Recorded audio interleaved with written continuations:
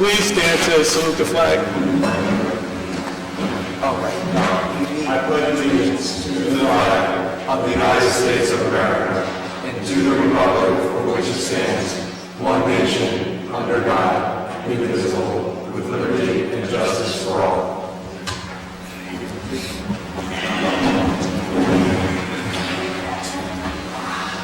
That's all the answer I need. Pursuant to Section 5, Chapter 231, Public Laws of 1975, this is to state for the record that adequate notice in this meeting has been provided to the public by posting and maintaining annual notice of regular meetings on the bulletin board of the municipal building, by mailing the annual notice of regular meetings for 2020 to the News Record and Star Ledger in December 2019, and by filing said notice in the office of the Township Clerk. Mr. Adams? Here. Mr. Davis? Here. Mr. DeLuca? Here. Mr. Lembrick? Here. Mayor McGee? Here. Whereas Chapter 231, Public Laws of 1975, commonly known as the Open Public Meetings Act, requires all meetings of public bodies be open to the public.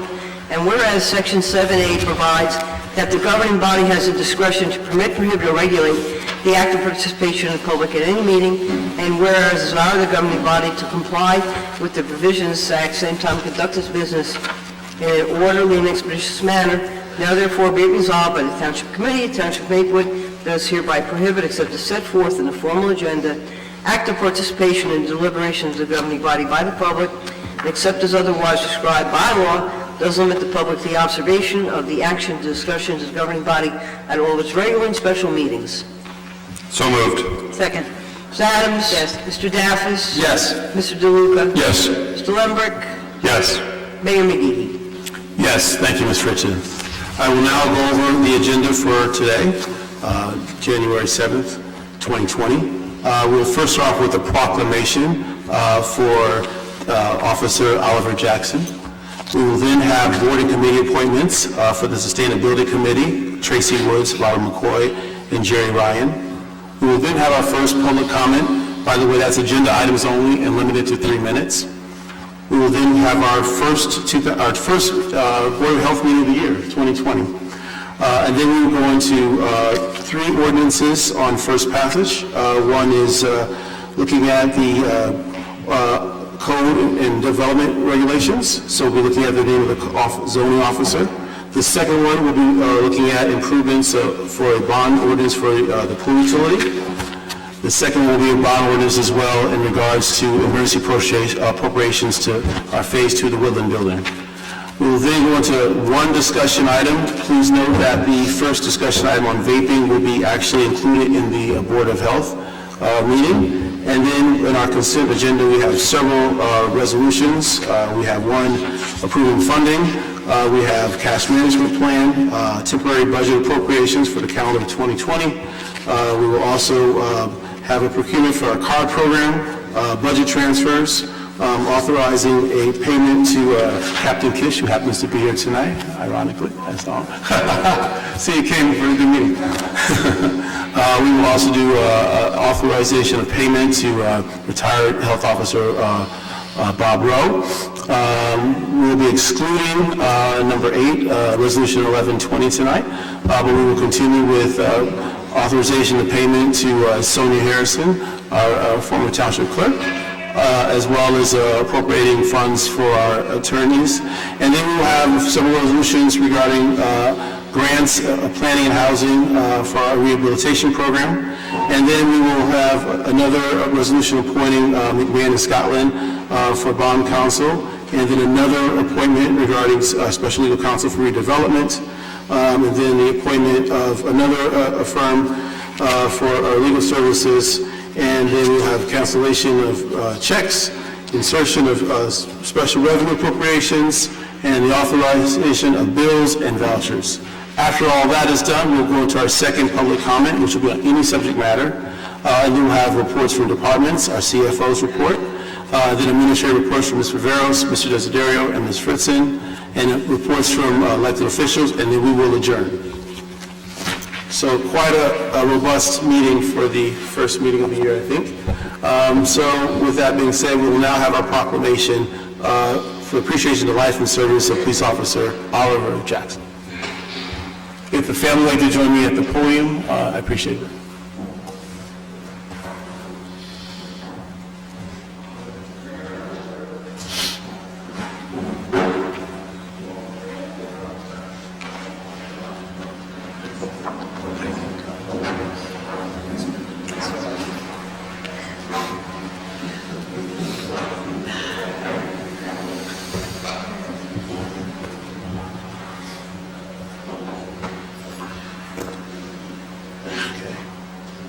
This is a proclamation for the appreciation of the life and service of Maplewood Police Officer Oliver Jackson. Oliver Jackson joined the Maplewood Police Department in 1970 and served his beloved township of Maplewood for 25 years. And whereas Officer Jackson was the trailblazer in our community as the first African-American officer on the Maplewood Police Department, and whereas Officer Jackson not only worked in the traffic bureau, but dedicated countless hours speaking with and mentoring fellow police officers and youth.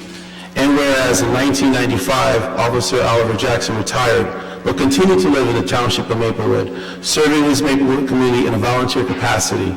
And whereas in retirement, Officer Jackson was known as the king of remote control cars and was known to be found on multiple occasions in the pool parking lot racing his beloved remote control cars. And whereas Officer Jackson is survived by his lovely wife, Constance Jean, who he married in 1964, and his two grandchildren, Carly Jean Jackson and Jacqueline Gertrude Jackson.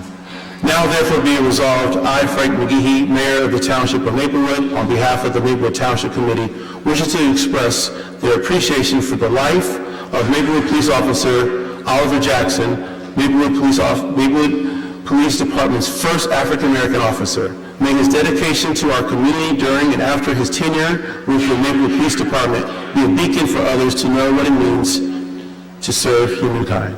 Thank you.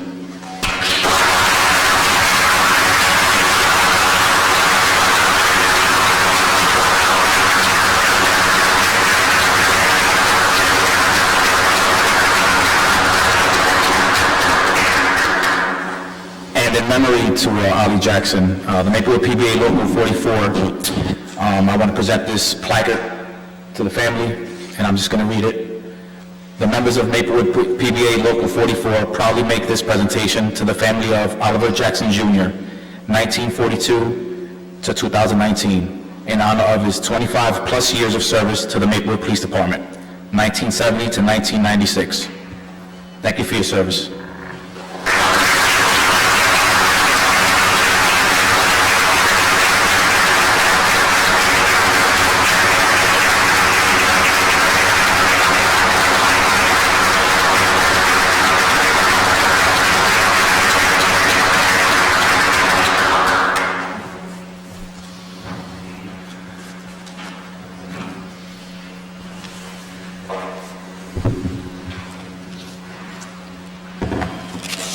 Words cannot express how he really felt about the job. He was very proud to wear the uniform. He was very, very proud to help everyone that he could. And I thank all of you. Thank you. Thank you. Thank you.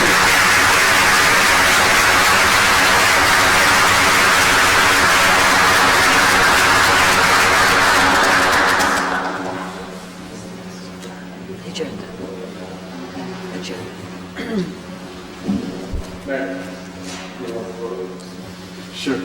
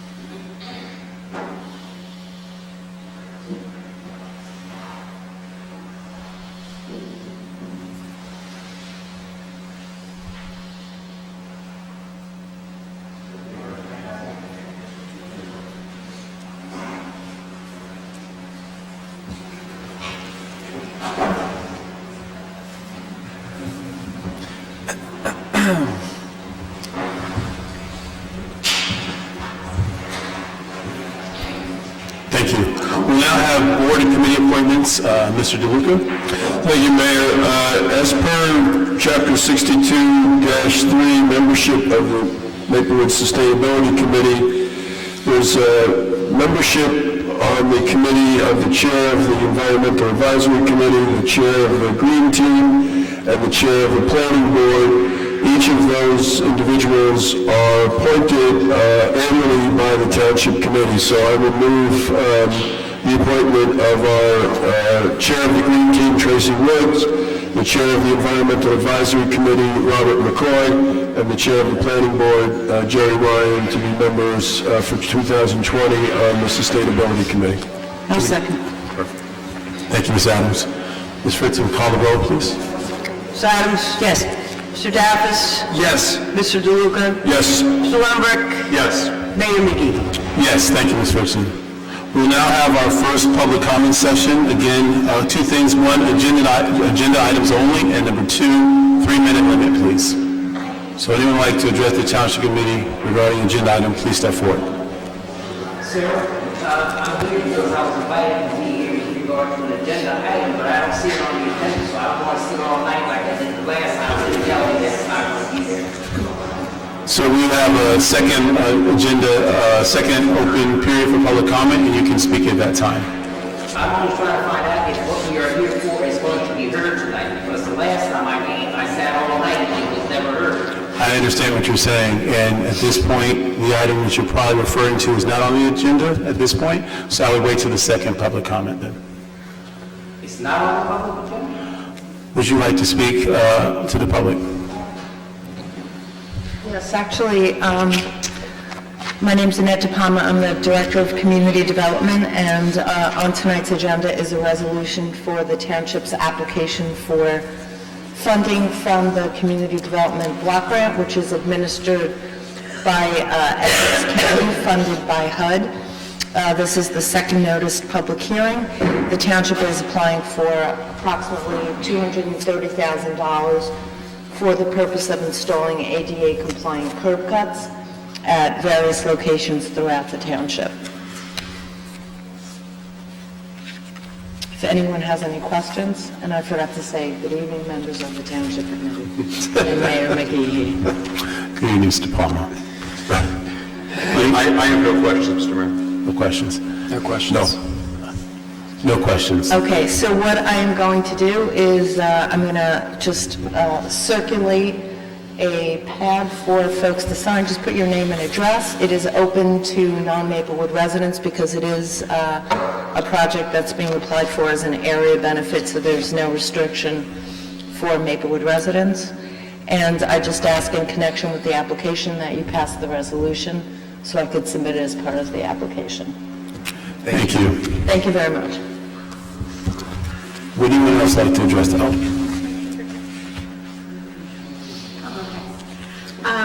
Hello, my name is Tracy Woods. I'm at 253 Burnett Avenue here in Maplewood, and I am here tonight to express my lack of support for the master plan for the Turtleback Zoo.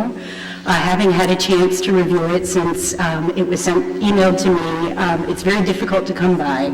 Even the sheer unavailability of the master plan to the public is a major issue.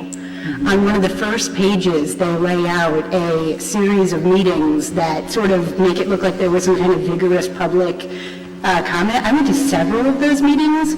They were all basically the public shouting down the ideas of, and nothing in that paper, in the report, indicates that lack of support.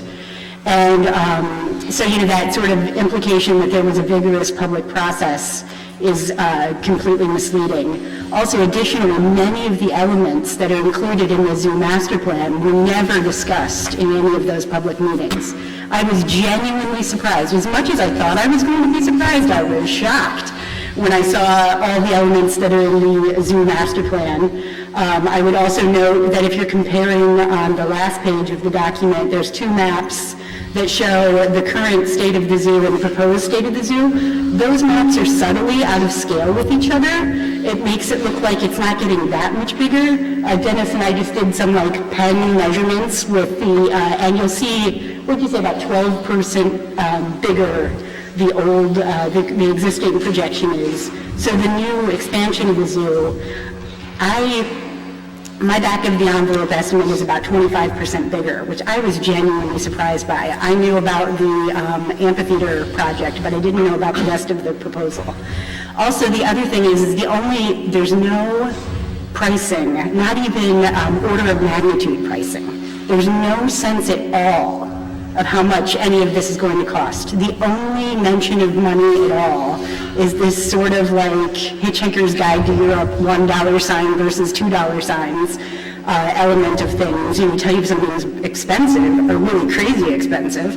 And there's not even a general sense of how this will be paid for or how expensive it will be.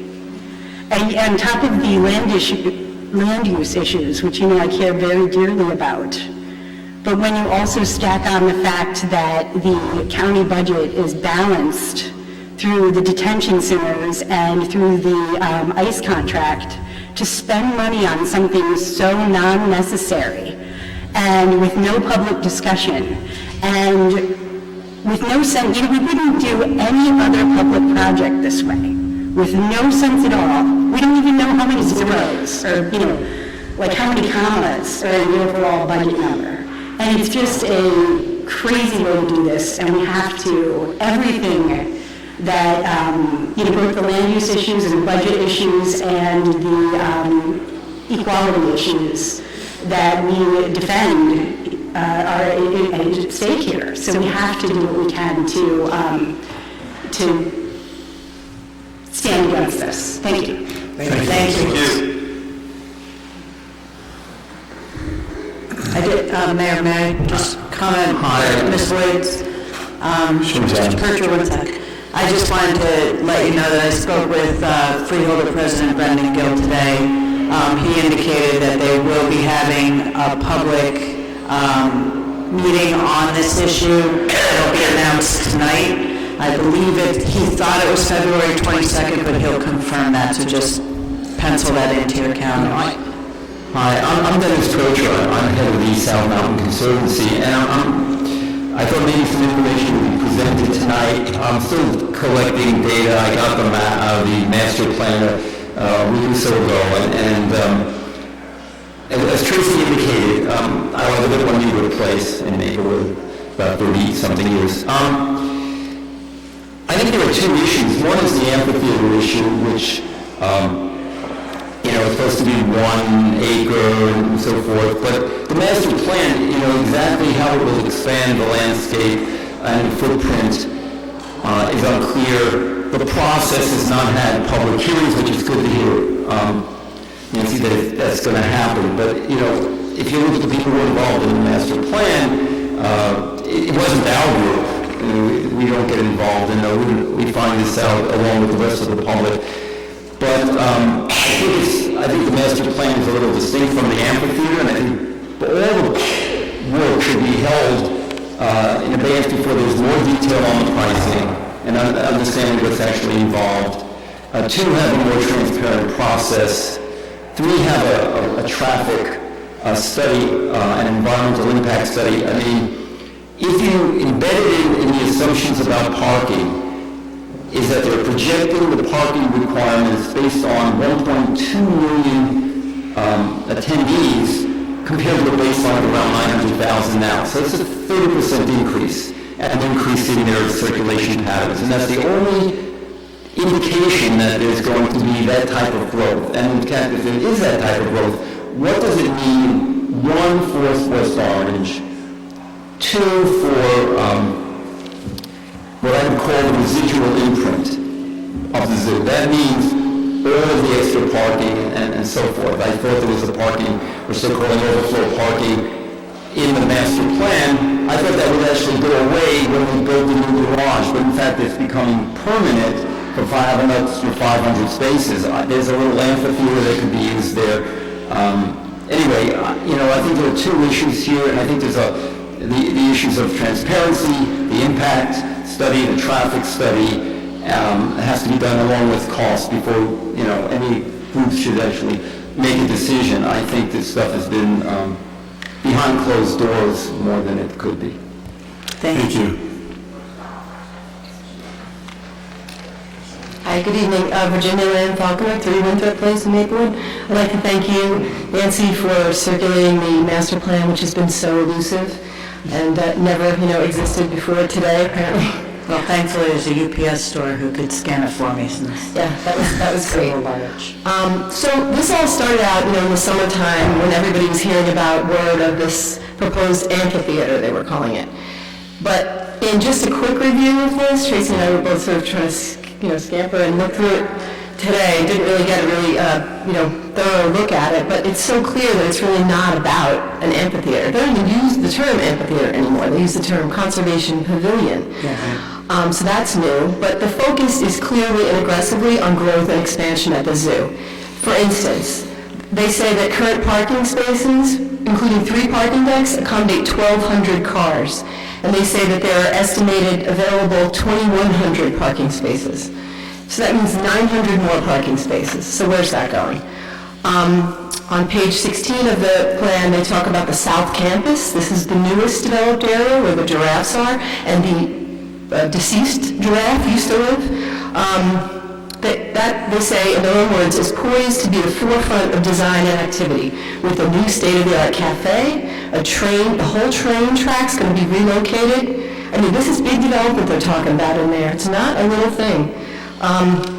They're talking about replacing the reptile house, which isn't even very old, it's only 5 years old, and building a new tropics building. They're talking about, in addition to the education building, which is on the north end on Northfield Avenue, they continually make reference to outdated and underutilized facilities, but they make no mention of planning for longevity or sustainability or renewable resources or conservation. In fact, the only mention of the word conservation is when they talk about this conservation pavilion. So it's a little ironic they don't talk about conservation whatsoever. Joe DiVincenzo, in that email, there was a letter from him where he was addressing some of the misconceptions. He said in there, the Turtleback Zoo has grown by just 10 acres in the past 12 years, 10 acres from 20 to 30. That's a 50% increase in 12 years. That's enormous. That's not just 10 acres. The pavilion is, he says, not designed to accommodate more people, but to better accommodate the people that are coming. But again, the clear emphasis in here in terms of money is on growth and growth and growth and making this a destination for the area and all this stuff.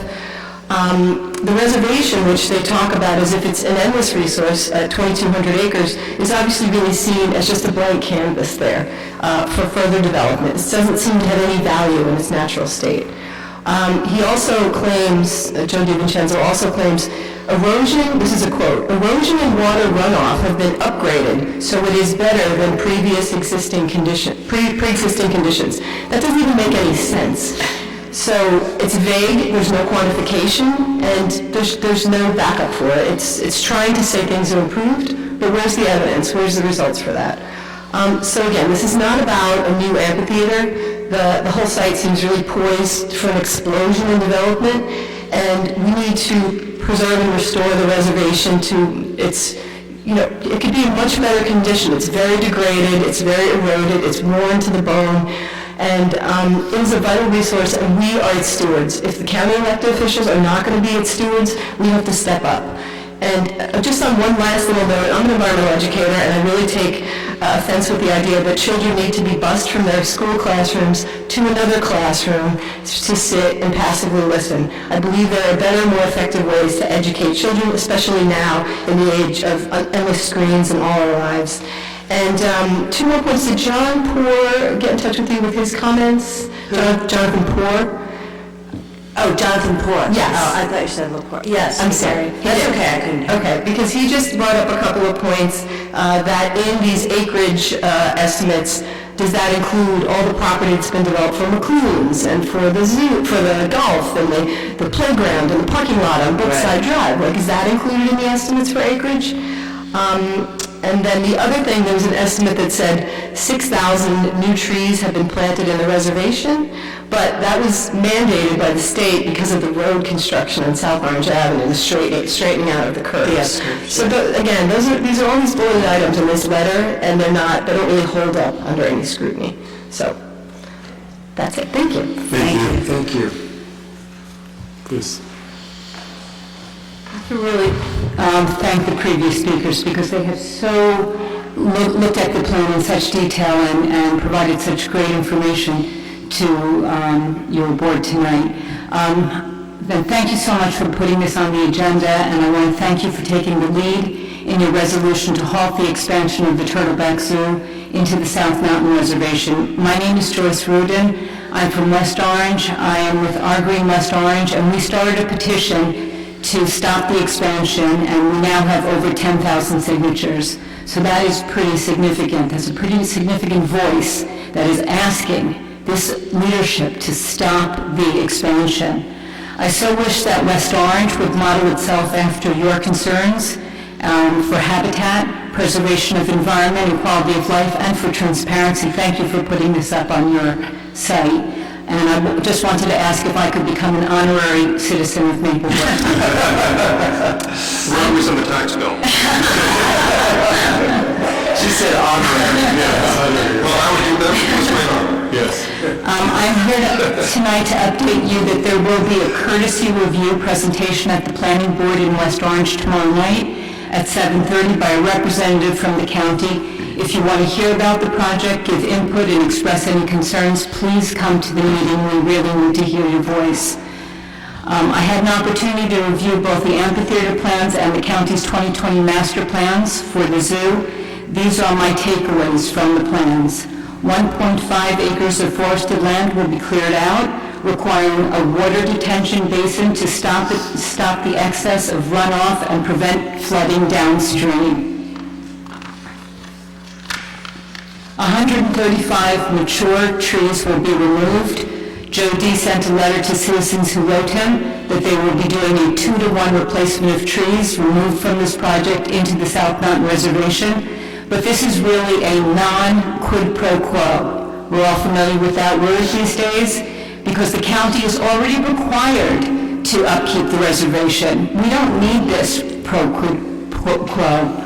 New trees are not the same as mature carbon absorbers. A circus, SeaWorld entertainment center with the parading of animals is the plan. There are at least 30 holding centers to cage animals awaiting their walk-ons with what they describe as guillotine doors to trap them inside. There are also fresh and saltwater tanks for aquatic performances.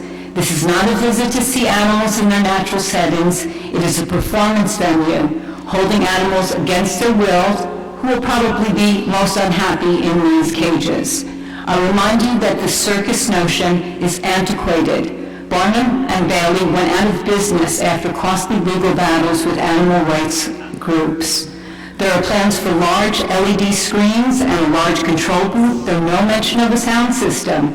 Clearly, there will be one. According to the county's new 2020 master plan, this clearing and development is only the beginning. As it was mentioned by the previous speakers, there is reference to further encroachment into the reservation, southernly, easternly, and to the west. That means that they will continue to take more and more land. I have a picture here of what the reservation used to look like. This is where, I know it's a little hard to see, but this is where the zoo was. It was created to be 15 acres. It was meant to be a children's petting zoo. It is now encompassing this entire area. You can't see it. These are all trees that came down. When he criticizes us for complaining that trees are coming down, this site is going to be taking down 135. We've had hundreds and hundreds and hundreds of trees come down. All of this is developed, and all of this is what they're talking about further going into. It clearly states that the Conservation Pavilion, which is really a misnomer because there's no conservation going on here, will be a for-profit event rental at a premium price. Their plan is to grow attendance by 10%, even though Joey D. said in the letter they sent to all of us objectors, oh, we're just trying to accommodate the people who are already coming. It clearly says in the master plan, we are trying to grow it by 6% by this, 10% by this time, and over 10% in another time. For the county, the reservation is their land source that they are free to take at will. This amphitheater is not consistent with the suburban area it surrounds, where homes are already being rocked by noise from the waterfront, McLuhan's, the Savannah Cafe, and more. It is adding more light, more noise, and disturbs the flora, fauna, and animal life of the South Mountain Reservation. If the public stays quiet for this project, you will be sure that more and more of our historic Olmsted-designed reservation will be lost forever. As a reminder, tomorrow's night's meeting is at Council Chambers in West Orange at 7:30 p.m. Thank you so much. Thank you. Thank you. Thank you. Would anyone else like to address? Hi, my name's Robin Morey. I can't really add, I just agree with everything that was said before, and I tried hard to find as much information as I could online, but of course, as one of the speakers mentioned before, there's virtually nothing. All I could find was a $600,000 request for a bid they used for designing it. And I too sent a letter, and I got the response from Joe D. And I wanted to say something about what he said about how they're going to, provide for erosion. They have to provide for erosion because they're taking the trees down. According to our website for the Department of Forestry for New Jersey, 100 trees can manage 100,000 gallons of runoff a year. And we can never grow these trees. They're never going to grow as tall because the environment is just not the same. They're all probably over 100 years old, maybe more. And I'm up in the reservation fairly often recently because I've been birding. And it's kind of sad. I don't go up there as often as I go to other parts of New Jersey because there's really not that many birds anymore. When this book was written in 1989, there were it's by this guy, William Doyle, who's like the dean of birding in New Jersey. It has a map of the reservation, and it has little X's where the great birding areas are. They've already destroyed one because it was right now McLuhan's, and a parking lot is there, and another is right in the area where this is going to go. Kids today need to get outdoors. Essex County doesn't really have anything like, I go to Lord Sterling Park or Duke Farms, but wouldn't it be great if we could just bring our kids to the reservation?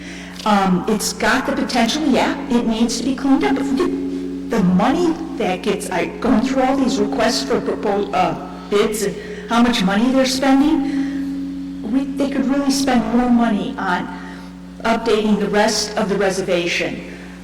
Kids do not need to sit in front of an amphitheater for fish. I totally support everything they said, and I really hope we do what we can to stop this. It's just crazy. Thank you very much. Thank you. Thank you. Thank you.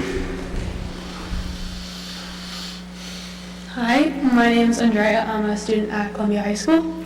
I too would like to express my disapproval of the Turtleback Zoo's plan. So sadly, the Turtleback Zoo is not a certified animal sanctuary. This means that the ways in which the zoo obtains these animals is not regulated.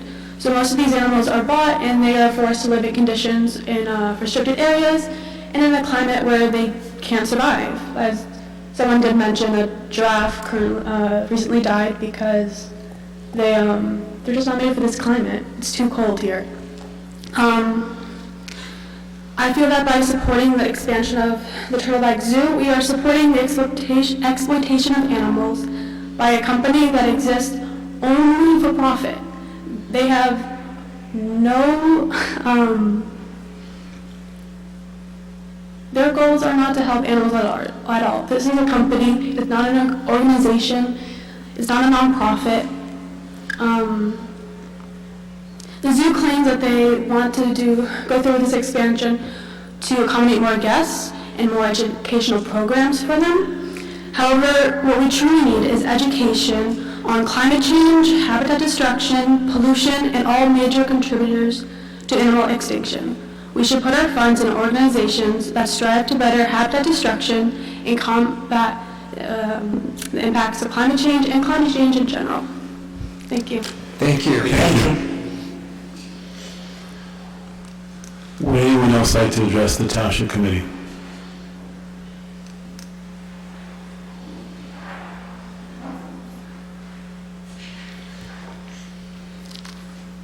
Hello, good evening. Good evening. My name is Caitlin Sharp. I work for the Trailback Zoo. I'm the Director of Guest Services. And I have with me tonight...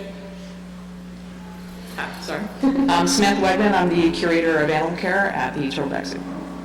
I do want to just address a couple of things that we have heard tonight. Obviously, this is more of a discussion than that we'll be having in one meeting, but to directly the master plan, the digital copy will be made to the public by the end of the month. That was something that was planned to be done.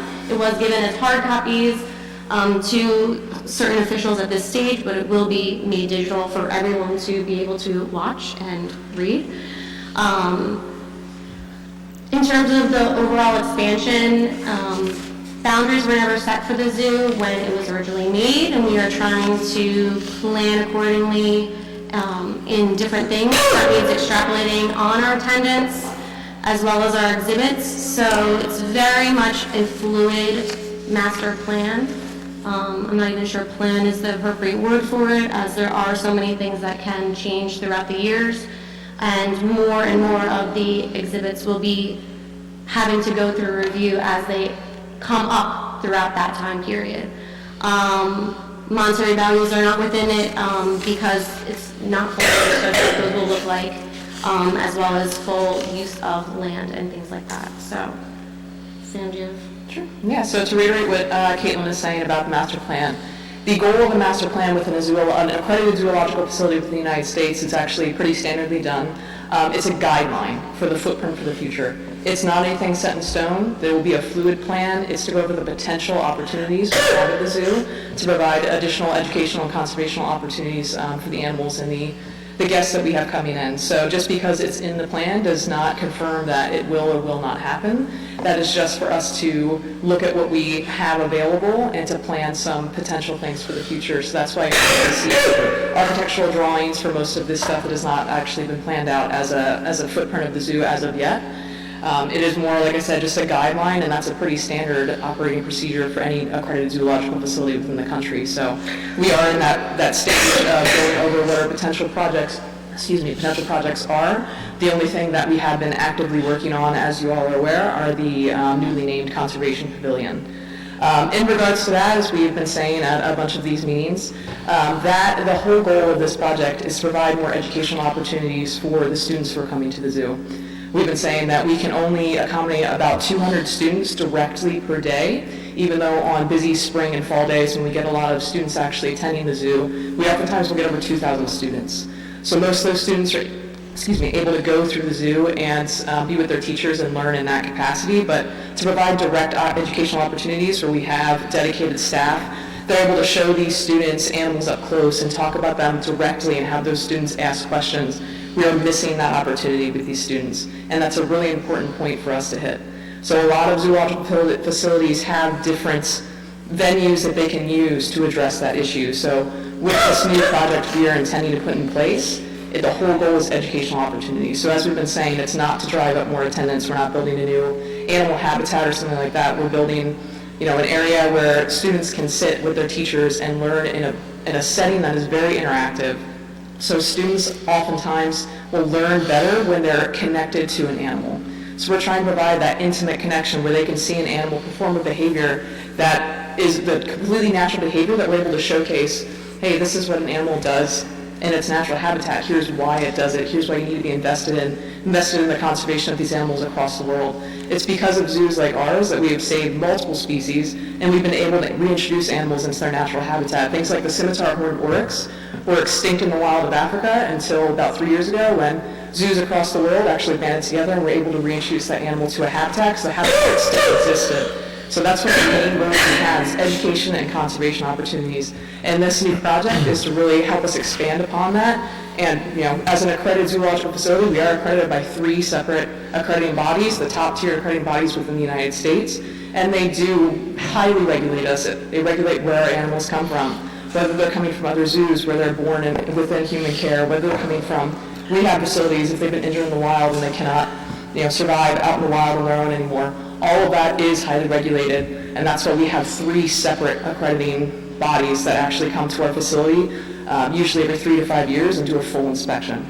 So we are, one of the top tier zoos within the country, and this project is helping us to maintain that status and provide those educational opportunities we're missing out on at this stage. We do have to provide master plans as part of those accreditations. Yes. So that is a step towards that. Mayor, if I may, I have a question. Mr. Davis. Thank you. Thank you both for being here. I know this is difficult. It's important to have both perspectives. I do have a question for you, though. Your focus is on educational opportunities. I'm wondering if there were any surveys done to existing members who use the zoo, whether they're schools or just families, soliciting their feedback as to educational opportunities. I mean, is this driven by membership and students themselves who are seeking for different experiences at the zoo that they're not currently getting? Or is this some sort of vanity project? Because, and I don't mean to be rude or offensive, because that information is not in the plan, right? And what has been released to the public thus far, and I understand that this is an evolving plan, this idea that this is an educational opportunity, that hasn't been the focus of the marketing of this plan or the explanations at any of the very few, frankly, public hearings about it thus far. And I know we're still in the beginning, we'll have more hearings. So can you provide a little bit of perspective in that regard? I mean, you are saying, and you did say again tonight, and it's in the plan, that the zoo is more popular than ever before. So it's not, it doesn't appear to be anyway, driven by declining membership or declining attendance. If you claim that you're getting 2,000 students sometimes, that means that, people are going to the zoo because they love what they have there. So why do more? Why expand? Especially if, when you scale these things out, and we do that in life with every project, especially when the consequences can be so severe to the reservation, the impact, very, very severe, as we've heard from many, many members of the community, including from existing members of the zoo who go to the zoo, love the zoo, and even they are saying, you know what, enough is enough. Appreciate your perspective. Yeah, absolutely. So this project has really been driven by our educational departments. We have a dedicated education department within the zoo, and they're the ones who give us the numbers. So especially, like I was saying, in the spring and fall, we get a lot of students coming directly from their classrooms. The teachers are planning these trips to come and see the zoo and have new opportunities to connect the students with what they've been learning in their classroom. So in seeing that, we go over our numbers. When we see these students come to the zoo and we know how many are actually able to get a direct interaction with one of our education staff members, there's just such a deficit in the numbers of how many students actually get to have that additional opportunity. So we already have those students coming to the zoo, and we're not really able to provide what they're looking to have. I'm not aware of any surveys that they would have sent out directly to the schools. Again, that's all driven by the numbers that we were already getting at the zoo and the input of our educational department saying we are not able to accommodate this many students, and we need to provide these students with the educational opportunity that we're responsible for giving them. So I know that was the intent of picking this new project moving forward. There are many opportunities that we could have taken, and this was one of the ones we saw was the greatest need for the current venue of or demographic of people who are already coming to the zoo. So I know that was the biggest drive behind the project. As far as, sorry, do you have anything? No, I was just going to say, obviously in every master plan we're going to be looking at it. It's a 10-year look, and we've done a master plan before, and it is something that we know that we have grown. We were just talking about our numbers. We recognize that, and we recognize that we have all of these students coming here. We can only provide these small venues currently under what we have. And it's really providing a larger venue that we can really access more people at the same time and really hit that same kind of experience though with all of those people. So everyone's getting that opportunity. And you can't just have that anymore because of our growth where we are and where we continue to be. And do you, thank you, that gives some color. Do you both feel personally, where is your line in the sand, if there is one? Where do you feel, you know the zoo well, you deal with members every single day, you both have been working there a long time. Is it infinite? When is enough in your opinion? I mean, going over your cost analysis is always a difficult thing, and it's something that I'm very invested in. Being invested in this project is trying to understand what is important enough for us to encroach upon any natural habitat that exists, whether it's here in another zoological facility, and I've been through that many a time. It's something that I think many people have to come together and decide, and it's never going to be one of us that says, this is, something we need to do or something we do not need to do. So I wouldn't be willing to say at this point, draw a line, but I can tell you that as a biologist myself and having that background and having the scientific knowledge of being able to go out into an area and analyze native wildlife, it's definitely something we always take very, very seriously. It's something that's always part of the initial planning process. The trees that have been discussed many times, of course, we never would want to take down a tree just for no reason.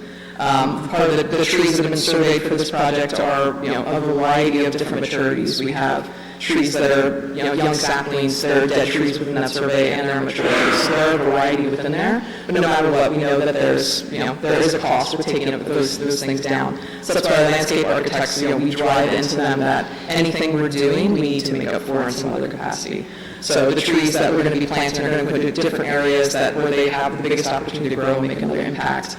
The water runoff, actually, I know there's been confusion as to how that could actually improve the areas, because where the water comes down the hill right now, where this project is planned for, actually does cause a lot of erosion that goes into the reservoir as it is. So the detention basin actually slows that, and the water that comes out of the detention basin is slowed and purified before it goes into the reservation. So that's where the wording is coming from, to say it's actually an improvement because of the studies they've done. So they did actually have to do a study as per the Department of Environmental Protection on that type of thing. So the cost is always analyzed and always debated very intensely as to whether it is worth it or not. In this case, I think the educational opportunities we're providing and the much improved animal habitat areas does outweigh the cost of taking that area. Mayor? Okay, thank you. Mayor, I have a question. Were the detention basins planned to be put in to improve the runoff you say is already bad, with or without this pavilion? No, they are connected with the pavilion because the study was done because of the pavilion.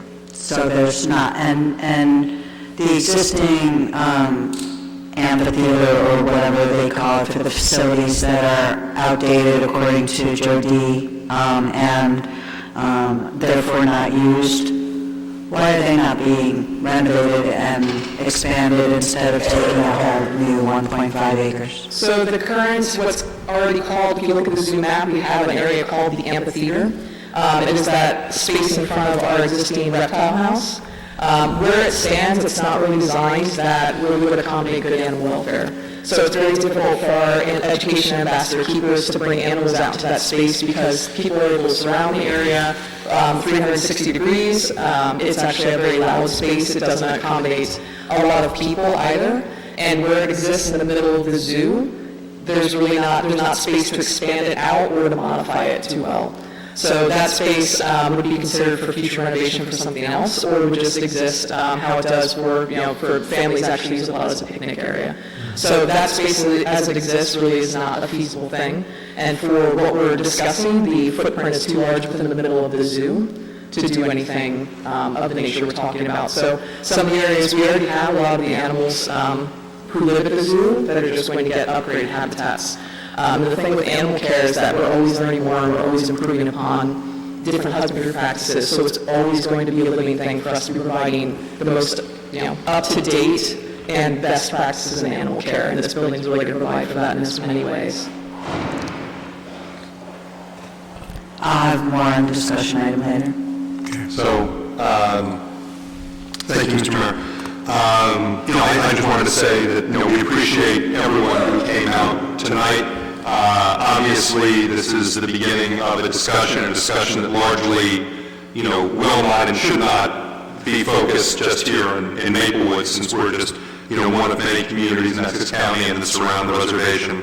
And, for better or worse, it won't be this committee that's making the decisions. We'll have some influence, I hope, and certainly we'll make our opinions known to the freeholders and others at the county level who will be making the decisions. But I think what I'm mostly hearing tonight from our residents and concerned citizens who are here, and it sounds like I'm hearing the same thing from you as representatives of the zoo, is that the lack of information so far, or the lack of public input, is because of where we are in the process. And that as this progresses, there's going to be more public information, there's going to be more opportunity for public input. And I think the concern, and I think it's a very legitimate concern, given some prior projects in Essex County, that the public has, is that they will at one point be told, oh, it's too early, it's early in the process, and then suddenly, without sort of any real notice, they'll be told, oh, it's sort of too late. We've already moved on. The time to do that was in the past, and now we've moved too far, we've invested too much money, we've already made this decision. And I just think that, it will be best for the county in terms of getting consensus and support for this, and also really addressing the needs of the community, the thoughts of the community, that the zoo serves and is going to continue to serve, to sort of make it clear to the public, when information is available, and also sort of when critical decisions about the future are going to be made, so that there is the transparency of sort of, this is the window when we're discussing this, which is being proposed, and here's the information you're going to need in terms of costs, in terms of designs and such, so that the public can know that it's happening and can give meaningful input. And I realize these types of decisions are not going to be made just by you two, and probably not by you two. But to the extent you can sort of take that back, that it's I'm not we can't dictate a result, but I think if we can help to influence the process so that it's fair and open, that the public is be given the information and given the opportunity to give the feedback when that time is right, and that sort of things not proceed beyond the point of no return without it being clear how the process is going to work. Right. Thank you. Yeah, we will certainly take that feedback back, and I hope that, and us being here and several meetings we've attended, that we're trying to promote that openness in these discussions more so than has happened in the past, and moving forward, we're hoping that we can get. And personally, I appreciate it, and I think it does show good faith. And my family loves the zoo. I'm not here to bash the zoo at all. But as I said before, I think that some of what I've seen proposed seems to me to not be fully justified, or at least I haven't been convinced yet. If I was making the decision that it's justified, and it seems like maybe it's taking things a little too far, but for better or worse, I'm not the person who's going to make that decision. But we will be among the people who are going to be, I think, speaking our minds on this and communicating the concerns of our residents. So thank you. Thank you for coming tonight. Anyone else like to address you can't go back, you can't rebuttal. No, you gotta wait till the next public comment.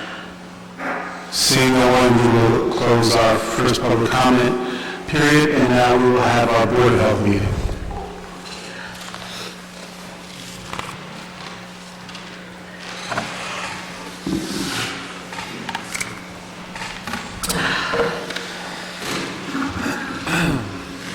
Members of the Maplewood Board of Health, this is the January 7th, 2020 annual reorganization meeting of the Maplewood Board of Health.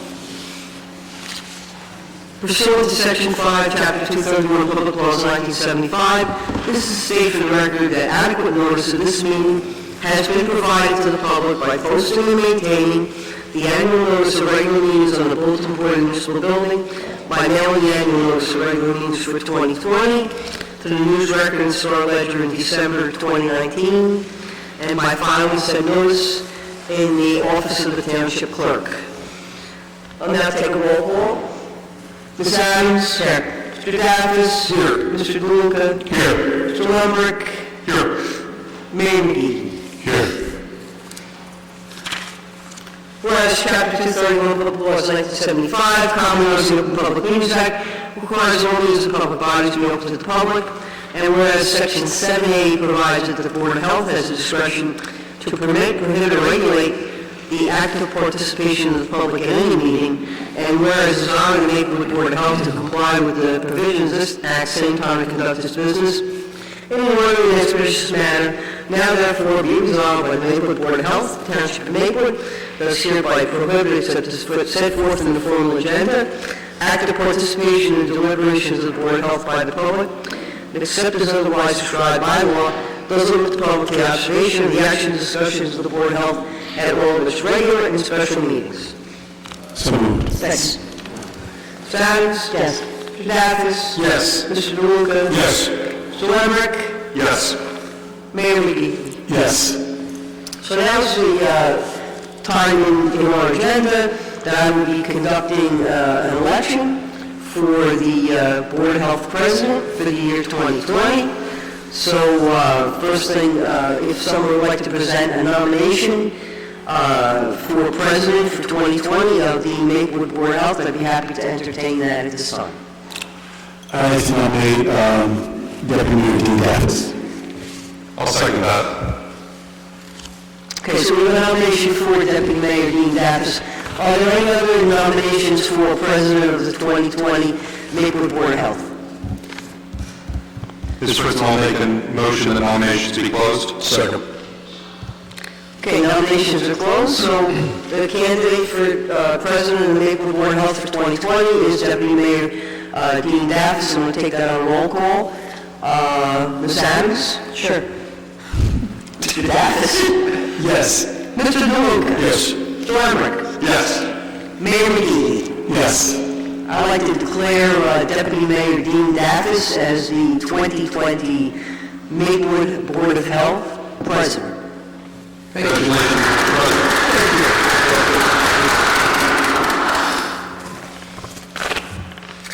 Okay, so now, Mr. Davis, we're on to the approval of minutes. Yes, is there a motion to approve the minutes from the Board of Health meeting of December 3rd, 2019? So moved. Second. Ms. Adams? Yes. Mr. DeLuca? Yes. Mr. Lambert? Yes. Mayor McGee? Yes. Mr. Davis? Yes.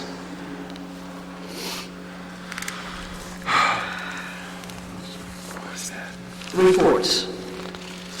Come again? The next section, What is the next section is reports. Ms. Davis. It says training resource here, but I don't know what that is.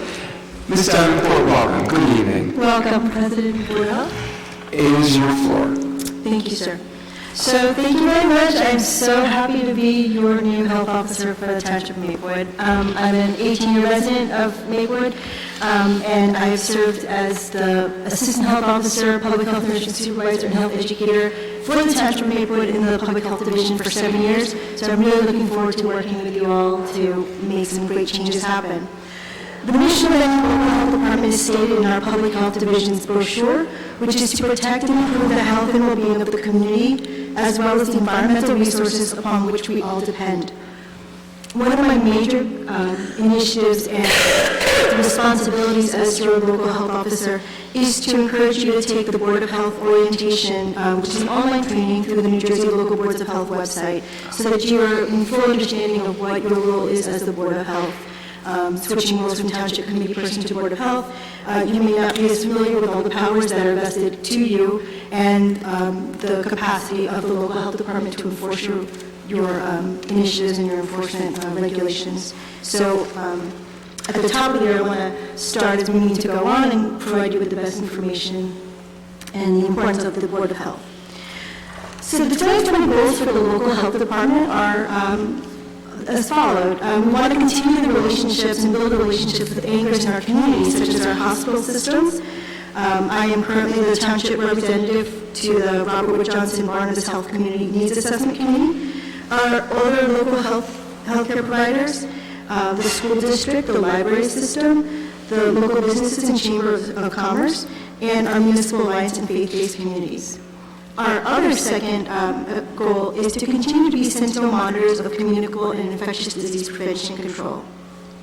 I want to share a happy message, which is that recently we followed a perinatal hepatitis B case of an infant resident of Maplewood, and we are happy to report that after a year or more of following up with the patient and the healthcare provider and the family, the child is immune and free of hepatitis B because we worked with the pediatricians and the community and the family and act as a resource to continue to send reminders to the family to get their vaccinations and their serology testing, and with a direct connection to the state health department, communicable disease service, and the vaccine preventable disease program, and the township of Maplewood. So that is one of our major sentinel goals and objectives as your local health departments to prevent the spread of disease. Maintain our shared services. We currently have a shared service with the East Orange Health Department for childhood lead poisoning prevention and investigations.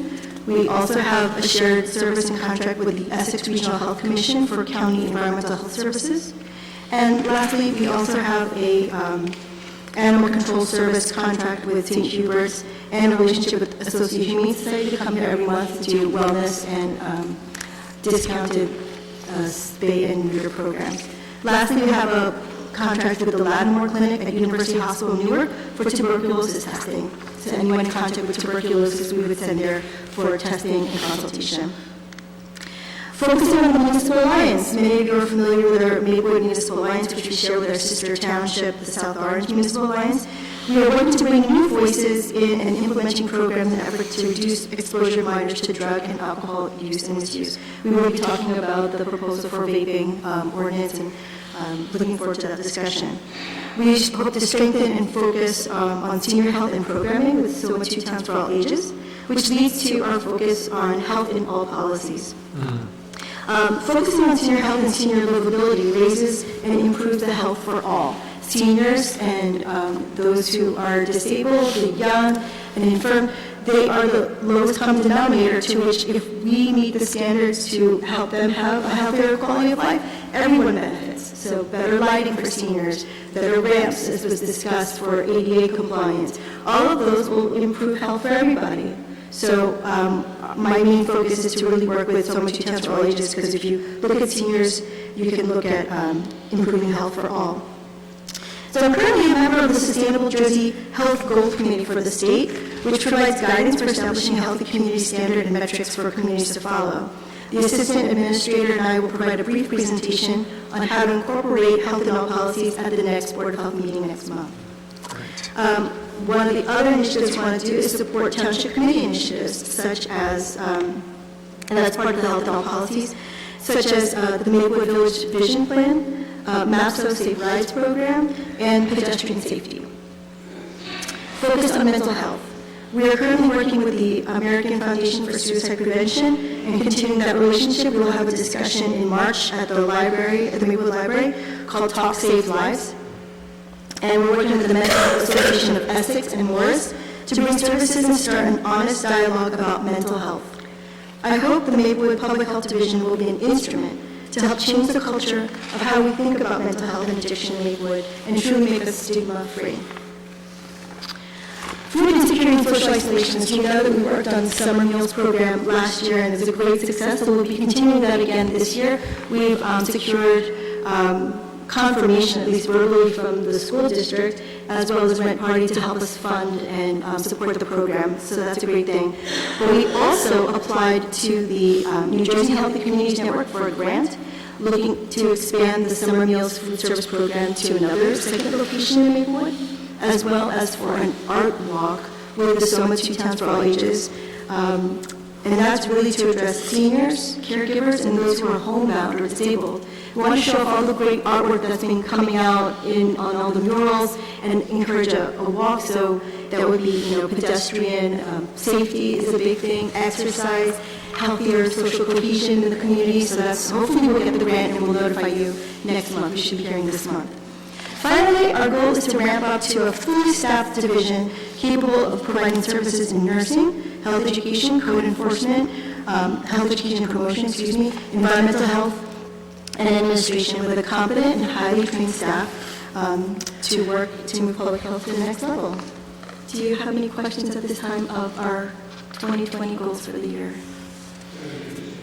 I am going to. You are. We are going to use as many of our partners and our staff to achieve this, and I know we can't do it without your help, so I just want to be upfront about what we are doing with other departments, with you, and with the rest of the community. That being said, Ms. Davenport, I just want to thank you for your very comprehensive goals for 2020 as you set to lead our department. We're really grateful for your leadership and very lucky to have you, and we're very excited about you bringing to fruition some of these things, if not all of these things, in 2020 as you talked about them. Please move on to your monthly report. Thank you, sir. The narrative report for the Maplewood Public Health Division, I'll be reporting on the month of December. So, environmental health, we are currently in the process, I should talk also about January. We're in the process of collecting dog and cat licenses in January. This is our high time.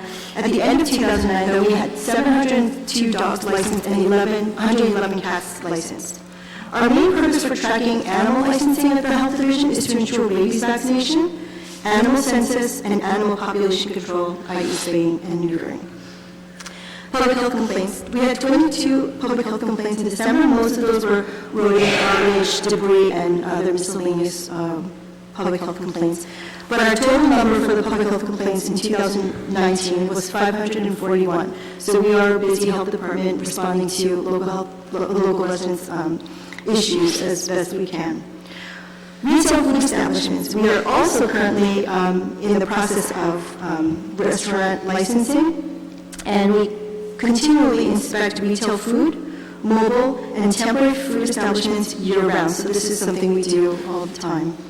In terms of health education, I want to let you guys know that we launched the mini documentary, A Time Before Vaccinations, which is a 20-minute mini documentary using, thank goodness, the seniors from Maplewood and South Orange. We captured their information and their shared history on December 16th, and it was met with wide anticipation and interest and discussion. It was a collaboration between Soma 2 Towns for All Ages and the videographer artist Joy Agin in town. This project took almost 2 years to complete, and a link of this video can be provided upon request, but notably, we shared the documentary with other public health organizations throughout the state who distributed it to all of their constituents to help share the information with their legislators as we are pending a vote in New Jersey on not accepting religious exemptions for vaccinations in the state of New Jersey. There are 4 legislators that we are looking to hopefully influence and just share our information from a public health perspective, so hopefully our video will make some headway in that sense. Municipal Alliance. Maplewood has submitted a grant application for the 2020-2025 Municipal Alliance grant. We'll hear about approval hopefully in the next month or 2. New Jersey Healthy Community Network grant, I mentioned that already, and the Summer Meals Program. Nursing and clinical care services, influenza. We had 2 flu clinics last year in the fall, but now our leftover limited supply of 70 doses is going to be available for all Maplewood residents at Dr. Pamela Grover's office on Norbert Avenue. And they can call the health department if they'd like to get a flu vaccine. It would be provided to them for free, and she is giving them at her office. In terms of clinical and infectious disease investigation surveillance, we investigated 10 reportable diseases last month. We had 2 confirmed cases, hepatitis C and cryptosporidiosis, so that was interesting. Followed 3 perinatal hepatitis B cases, and I mentioned one of them was a happy result, and we hope to do the same thing for all. We follow our perinatal hepatitis B cases for almost 12 to 15 months. and then we hope that they are hepatitis B free. We had 3 adult health clinics, saw 17 clients, 4 of them were new, and services include hypertension, carotid bruit, and diabetes screening, weight checks, and health counseling. We also provided a file of life kits. Our immunization audits are up and running. We have already done the immunization audits for all 6 of our schools. So that's Columbia High School, Maplewood Middle, and the 4 elementary schools. All were 95% compliant. Finally, our nursing staffing, we had to say goodbye to Julia Kanowitz, who was our public health nurse. She resigned last month. She was a great asset and a wonderful nurse and will be missed. So we are in the process of securing a public health nurse. And that is all for my report. Thank you. Are there any questions for Health Officer Davenport about the monthly report? I do have a question. The Cesspit movie, where are we with that? Which one, I'm The sorry? Cesspit. Sepsis movie? Sepsis. Okay, the sepsis movie, the Sepsis Alliance said that it will be ready around February or March. And we're still going to try to do Yes. opening here, right? Yes, either at the Bergdorf or at the movie theater. We'll coordinate that as soon as they say that they're ready. We want to try, if we're big enough, we'd try even the Maplewood Theater. That would be amazing. And just so that you know, that video will be used nationwide as a training for first responders on pediatric identification of sepsis. That's great. Any other questions, comments, remarks? Great. Thank you, Ms. Davenport. Let's move on to our discussion item, discussion of possible vaping ordinance. I know that you did some research into the matter and provided us some insightful resources to consider. Do you want to walk us through those and/or your recommendations? Sure. So, working with the communications with the South Orange Trustees. I'm sorry? Go ahead. Oh, the South Orange Committee and their lawyer, they had cited some statutes, so I wanted to lay them out here of what was important and could be influential in terms of your decision on a vaping ordinance. So, the statute... Can I interrupt? Yes. Oh, certainly, sir. Okay. The genesis of this came from Mr. Rother. Yes. Okay. And the issue is South Orange wants to pass an ordinance. He did extensive research as to the issue of preemption. Yes. Okay. And if I may, all right. So the template for this is an ordinance in Morristown, and the Morristown ordinance basically says the following.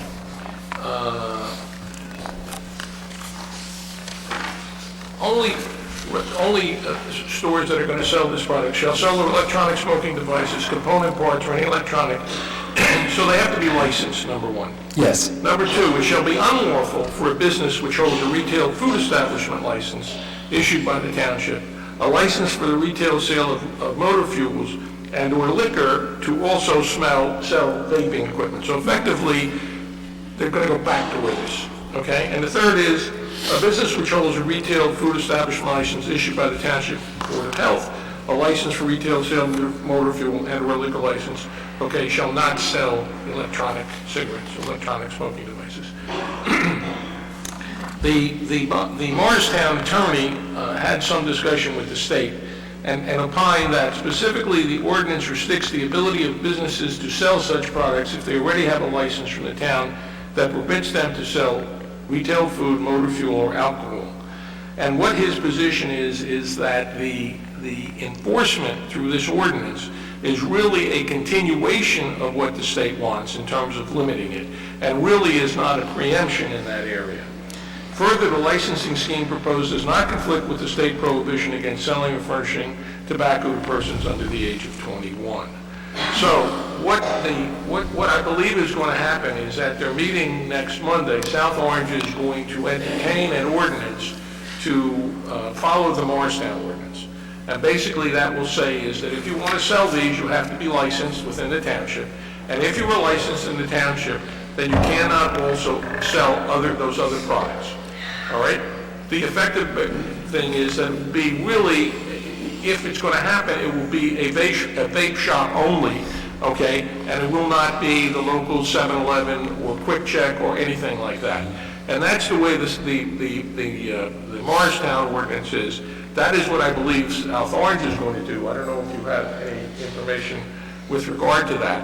And I think what South Orange is asking is, since we share the school district, if you would entertain such an ordinance also, and that's the way to best deal with this.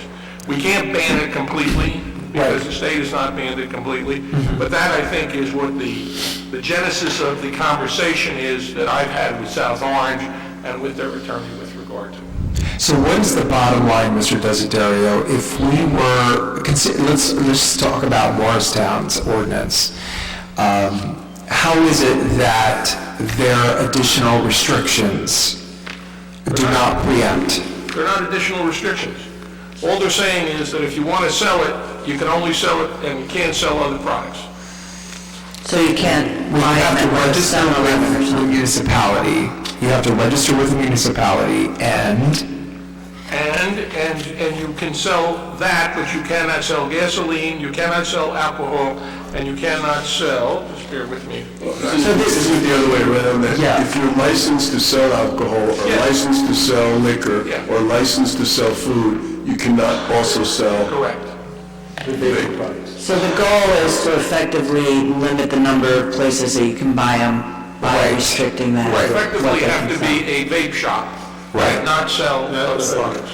so how is that, and I'm just doing a legal back and forth here, if you would entertain me for a minute, how is that not an unconstitutional restriction on commerce for a product that's otherwise legal? As I read from the opinion letter, okay, listen, we don't have a court decision, so I can't give you a formal answer with that.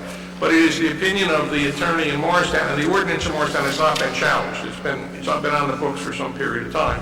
But basically, he's saying this is in furtherance of the ordinance, and it's not, and I actually did send this to everybody, I think. But basically, he gives a history of the whole preemption and what is allowed and what is not, and then opines that because this is in fact a furtherance of the enforcement of the statutes, that it is not a preemption, but rather is consistent with the intent of the state statutes. And so far, it's been there. So, my suggestion is if there is an appetite to do this, then we follow what South Orange does, and I anticipate that, believe me, it pains me to say that, but that we go in parallel. And we would adopt the Morristown model. The Morristown model, right, which seems to be working. So, Essentially, aren't we giving somebody the choice? You could either sell liquor or you could sell vaping products. If you sell liquor, you can't sell vaping products. If you want to sell vaping products, then you can't sell liquor. If you're going to sell Coca-Cola, and you're going to sell chewing gum, and you're going to sell potato chips, you're not going to sell vaping products. Right. So 7-Eleven. Right, so 7-Eleven, Wawa. So we're restricting, as Ms. Adams said, aptly, we're restricting where you can get these things, and therefore restricting kids' access to it. Yeah. So let me ask, is it any license? So if you have a haircutting license? No, it doesn't address those. The three that I gave you. Okay. Gasoline, liquor, and food. Okay.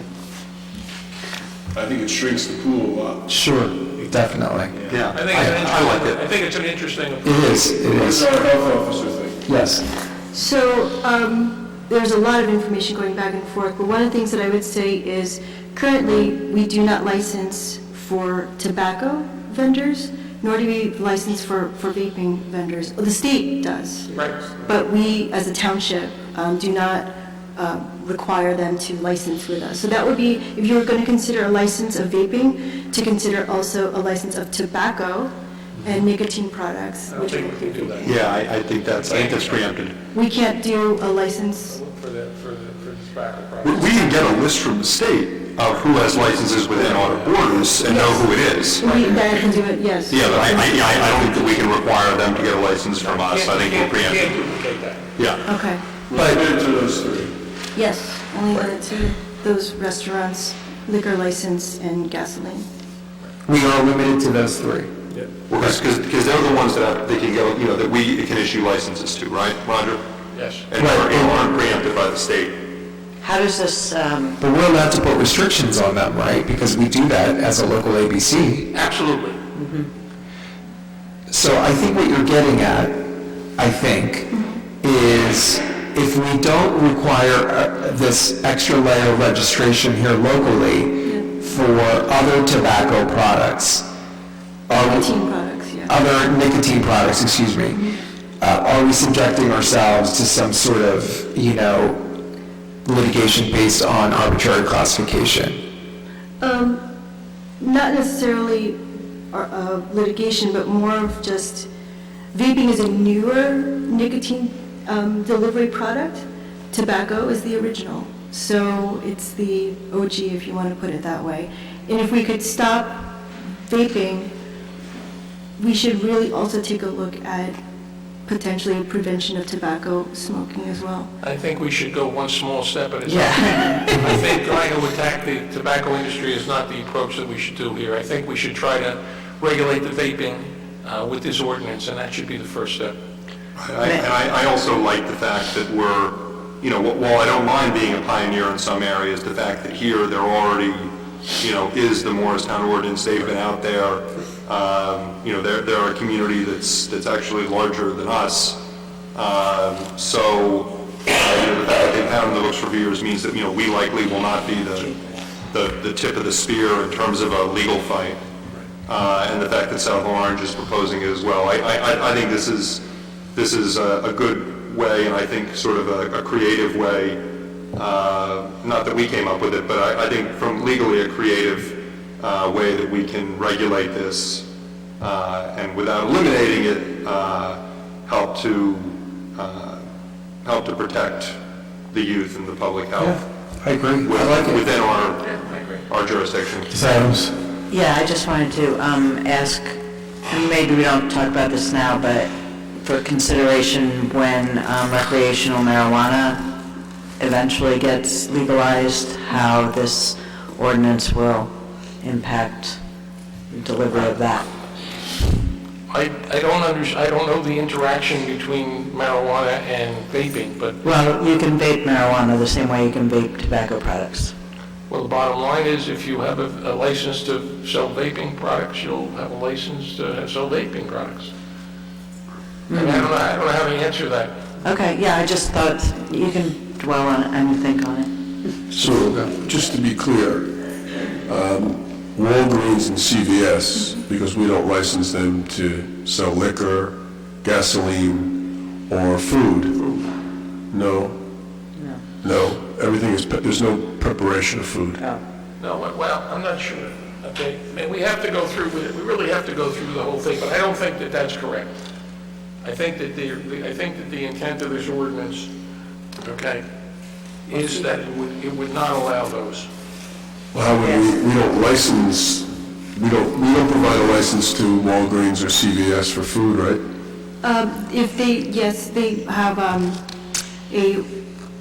a second tier where they provide food that's already packaged. So we give them a license? We give them, yes. Okay, all right, no, as long as we give them a license. Then we have... They don't prepare stuff, they have stuff. Yes, they have stuff prepackaged and delivered to the location. Yeah, that's what, that's Okay, right. okay.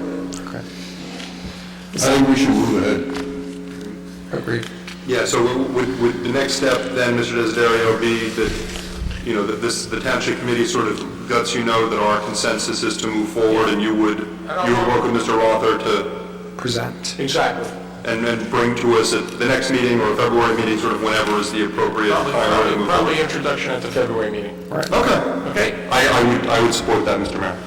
I support that too, and if I have a crystal ball, I will, it would say that we would probably end up moving far more ahead than South Orange in this, as has happened in other situations of important social concern such as this one.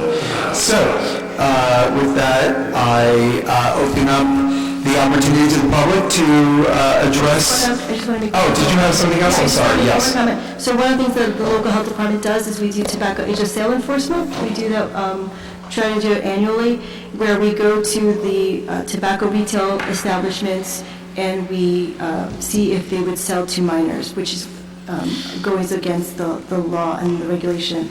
So that's one of the things that we do. We also look for vape products, if they sell vape products as well, because they're sold together. So just know that we do the inspections for those, and if we put this forward, there's the responsibility to them for the health department, I suppose, or code enforcement, I'm not sure, to make sure that they don't sell vape products anymore if they choose one way or the other. And the ordinance suggests not only the health department, but also the police would have the authority to enforce the ordinance. Right. Great. Right. Is there anything else, Ms. Davenport? Yes, I just wanted to also mention that through our partners at ADAPT, they provided us with posters and signage. This is brand new signage from Tobacco Free for a Healthy New Jersey. It says, "Welcome to our tobacco-free school," and it also has cigarettes, tobacco, chewing tobacco, as well as vape products. So this is a new visual. I think it's helpful for students as well as administrators. Hold it up in front of the camera here. Yeah. Move the mic, there you go. And also they provide us with posters, which I hope to share with the two middle schools as well as at the high school. The science teachers can also share these as well. But I think it's a visual that one Jewel packet is equal to the nicotine in 20 cigarettes. Wow. Once you start, it gets you addicted right away. It's not the tobacco, obviously, there's no tobacco in a Jewel packet or vape product, but there is the nicotine. And that's really the hook for the addiction. So just wanted to... Which is share. really immoral, right? Because these things vaping was marketed. It was explicitly marketed as not an alternative to tobacco, but a way to wean yourself off of tobacco and nicotine, that they had much less nicotine. And here we're finding out that that's the complete opposite. Right. I think that some people who are proponents for it as an end-stage nicotine delivery device would say there is potential for it to help you stop smoking. But I think when you're saying that, you're saying that to an adult who has a history of tobacco smoking and cigarettes, and they can do that. Juuls and e-cigarettes and vape products have been the initiation for so many youth to start up with the nicotine addiction. So it's important for us to stop that and encourage them to be educated about it before it starts. Thank you, Ms. Davenport. No question. Is there anything else? Nothing else. Okay, great. Is there a member of the public who would like to address the Board of Health? Okay. Thank you. Thank you. Anyone? Going once, going twice? Seeing no one, I move that we adjourn our Board of Health meeting and agree to meet again on February 4th, 2020. I'll second that motion, Mr. President. Mr. Adams? Yes. Mr. Dacus? Yes. Mr. DeLuca? Yes. Mr. Lembrick? Yes. Mayor McGee? Yes, thank you, Ms. Fritzen. We'll now, let's go back to our regular agenda. We have agenda item 9, introduction of new ordinance. Yes, Mayor, introduction of new ordinance number 2980-20. It's an ordinance to amend Chapter 271 of the Code of the Township of Maplewood entitled Zoning and Development Regulations. This ordinance will change the definition of the zoning officer within the Township of Maplewood. Mr. Mayor, I move the passage of this ordinance on first reading, its publication according to law in the Maplewood South Orange News Record, and a hearing to be held on January 21st. Second. Any discussion? Please call the roll. Ms. Adams? Yes. Mr. Dacus? Yes. Mr. DeLuca? Yes. Mr. Lembrick? Yes. Mayor McGee? Yes, thank you. We have another introduction of new ordinance, number 10. Yes, item number 10, Mayor, introduction of new ordinance number 2981-20.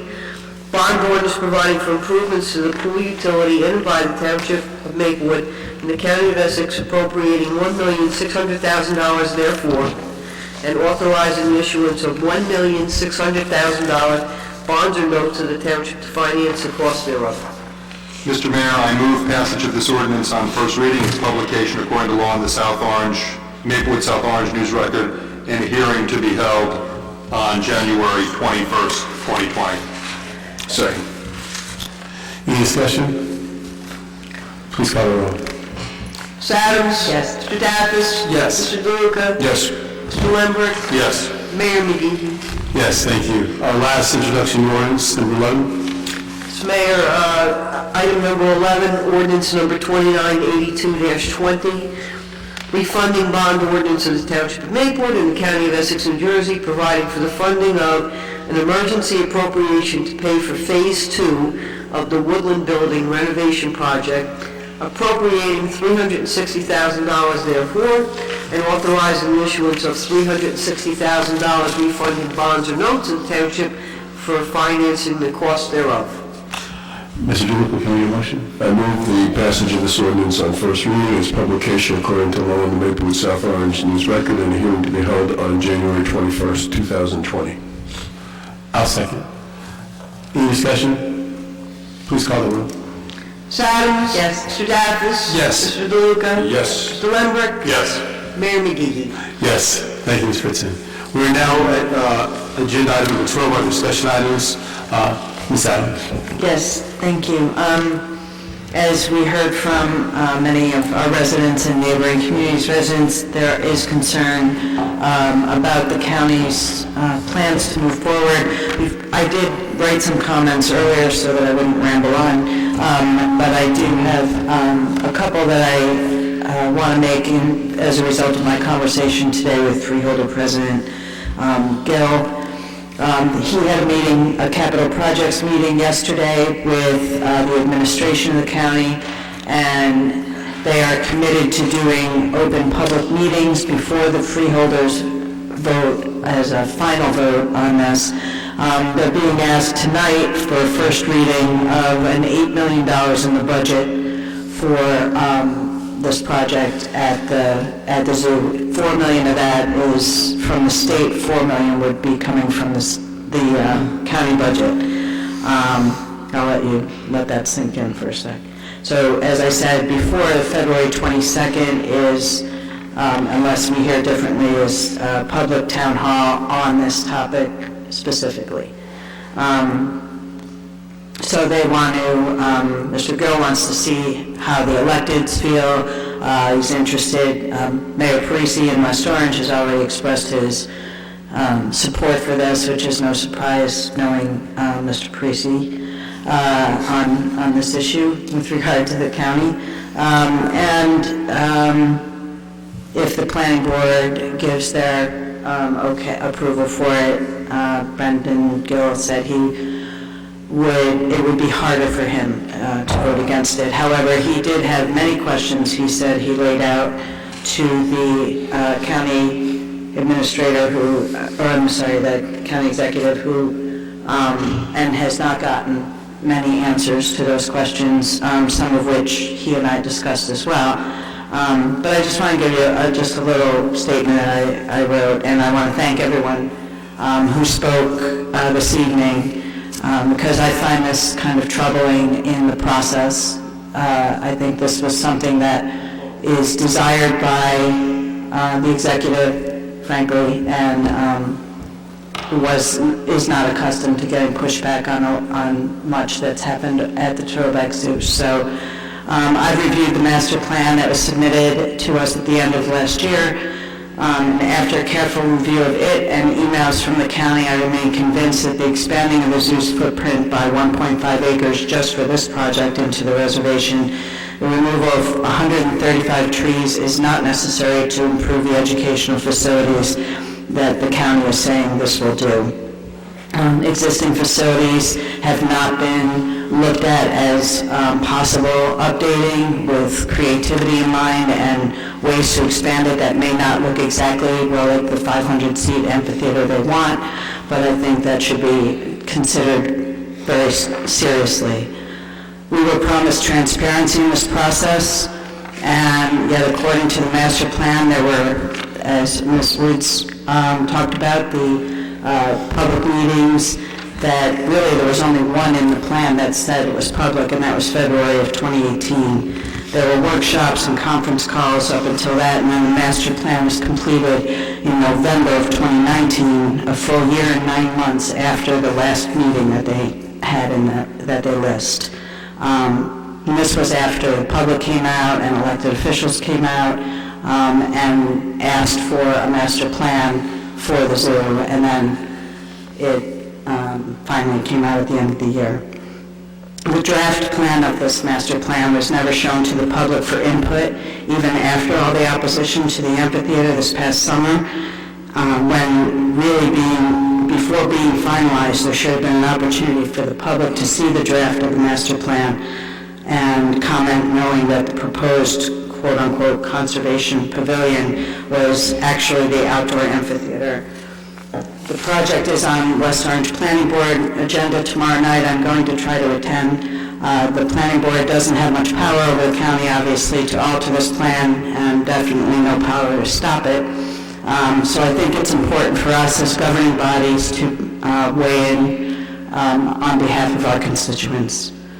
There's clear and concerned opposition to this project for many of the reasons that have been stated tonight, including traffic, stormwater runoff, reduction of more of the habitat for the animals that actually live in the reservation, noise, pollution, quality of life, environmental damage, removal of true open space, and more. Interestingly, I've just started watching Ken Burns' documentary series on the national parks and how they came about, and the fights against overdevelopment, overreach, private greed, destruction of natural habitats, loss of trees and animals vital to the survival of our planet that we rely on. John Muir, known as the father of national parks, fought his entire life for the preservation of parks in the country and created the national parks so that just like the democracy that defines our republic, so too does the natural space that belongs to all of us. John Muir said, and I quote, "Everybody needs beauty as well as bread, places to play in and pray in, where nature may heal and give strength to body and soul." He also said, "In every walk with nature, one receives far more than he seeks." People really love their parks, especially in areas like ours that are so extremely overcrowded, densely populated, and developed. There's an emotional bond people have with their parks and their very limited open space, and they'll fight for it. And that's what we're hearing from our constituents. We're not hearing we need to further expand the zoo. We're hearing, yes, we like the zoo, we like the improvements that have been made, and they've been great, but it's time to stop. Don't take any more open land. The $8 million funding for this project is partially a grant, $4 million from the state, but also $4 million of the funding is coming from the county budget. Yet at the same time, we wait and wait and wait for other funding for much-needed pedestrian safety improvements on county roads here in Maplewood and South Orange, and I'm sure elsewhere. I believe the county should look at funding these important and yet delayed projects like the safety improvements on Valley Street corridor and the improvements that are necessary improving the reservation itself, rather than build new expensive facilities and improve the existing facilities in the zoo and come closer to meeting their educational needs and leave the reservation alone. Much like we know now about how our past behavior and had its impact on the earth and with climate change, which we're all now trying desperately to combat, we can't ignore the destruction of this extremely limited open space and mature trees to build a project that has little to no public support. When I spoke with Freeholder Gill today, he confirmed that he has received a record number of emails from residents, mostly in West Orange, close to 200 emails he's received opposing this project. And when I asked him why we're not just upgrading the existing facilities, that was one of the questions he said he asked the administration and has not received an answer to. So I urge my colleagues to stand with me and our constituents to oppose this project and formally request the county abandon these plans, or at the very least, delay them until such time as alternative improvements to existing facilities are thoroughly examined to see if the stated need of more educational facilities can be met or partially met. I want to conclude with a relevant quote by George Melendez Wright. "If we destroy nature blindly, it is a boomerang which will be our undoing. Dedication to the task of adjusting ourselves to the natural environment so that we secure the best values from nature without destroying it is not useless idealism.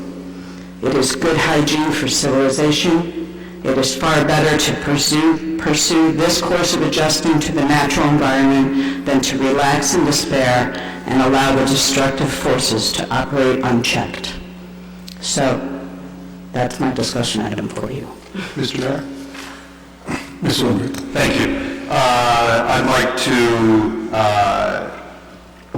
recognize and thank our colleague, Ms. Adams, who has been both vigilant and diligent on this matter, and really been one of the leading forces in terms of elected officials holding the county's feet to the fire on this and demanding information, demanding transparency, and also bringing public attention to this important issue. As I said earlier, sort of during the public comment, I definitely think that we're going to need more information on this. We're going to need, more from the county. And if it's too early to get that, then it should be too early for anyone to be approving budgets or anything like that. So I would agree that we ask for this to. I don't know whether there's specific particular language that you're proposing, but I can certainly get behind a resolution or a communication from this body on behalf of the Township of Maplewood saying that we would support, either stopping or slowing this process down until we get that information, until we get those plans, and until the public has more of an opportunity for feedback, and that they not take any steps now, particularly in terms of spending public money, whether it be state money or county money, until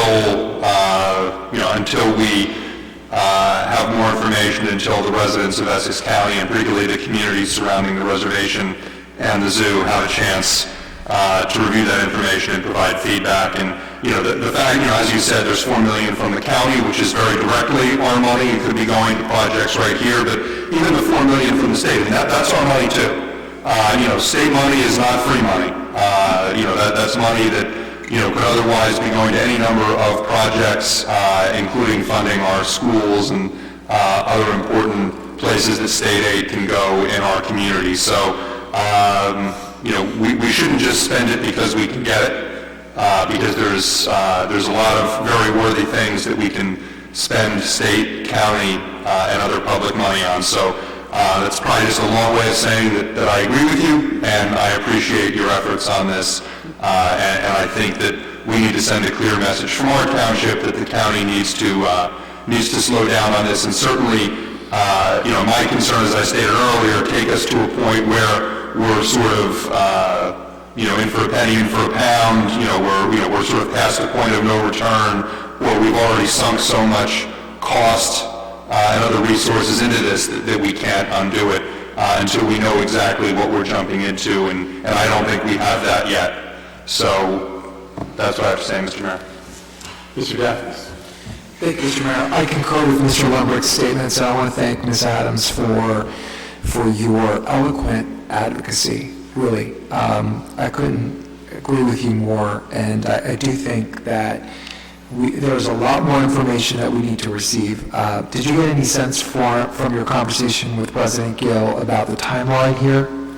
Only that they have first reading of approving funding tonight, and that the second reading for that would be just like our ordinances. So, but they committed to, so perhaps that's delayed. He wasn't sure of the dates. He wasn't even sure he'd be able to make it on the 22nd, which I thought was...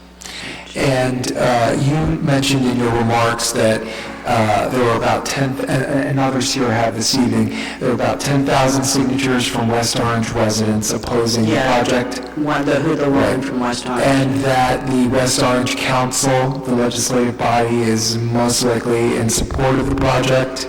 I know Mayor Parisi is, but he's not on the governing body per se, like he has to be invited to the council meetings there. And in your advocacy out there on the ground with our colleagues, have you received any indication from South Orange about their position in this? I know they were not in favor of it. I know Trustee Clark and Collier. I haven't really talked to anyone else there, and this came up kind of like quickly, so that's why You know, I asked for it to be discussed tonight. But we did pass a resolution last So year. did they, yeah. And they did as well, right? Yeah. Right. And actually even West Orange did, although it was a lot more complimentary of the... Sure, it was a little bit different than ours, yeah. Okay, thank you. Mr. Luca? Yeah, I think the resolution that we, the motion we passed last year was to slow down and do the master plan, which we got a copy of. But we also heard tonight that the master plan hasn't been made public yet, so, and that process has to take. I guess I don't agree with the extent of your comments. I'm not convinced yet that this is the wrong way to go at the zoo. I think, I heard again tonight that, kids sit in the classroom there, kids sit in the classroom at the zoo. I know kids who when I was in the Ironbound, who sat in the classroom and never saw anything green or any animals other than rats and mice in their neighborhoods. And going up there was quite an experience for them. So I don't want to discount that zoo serves a critical piece of the education of kids' lives who don't have these kinds of experiences and don't have disposable income to go out and get those kinds of experiences. And so I don't know this particular, what we were talking about, the amphitheater, or whatever it's being called in the master plan, is going to enhance that experience, make it better, is real or not real. I do support the asking of the freeholders to slow the process down, have a robust conversation with the public about the master plan, which I don't think, and even the zoo people said that it didn't happen yet. Even the master plan doesn't talk about any input from the public. So I think that is an ordinance that's a motion that I could get around, that we ask them to slow the process down, not get to a final vote until there's a real discussion by the citizens about the master plan. And not at 11 in the morning on a Tuesday, preferably. Thank you, Mr. Luca. Ms. Adams, thank you for your thoughtful words. I thought they were excellent. And you brought up some very key points.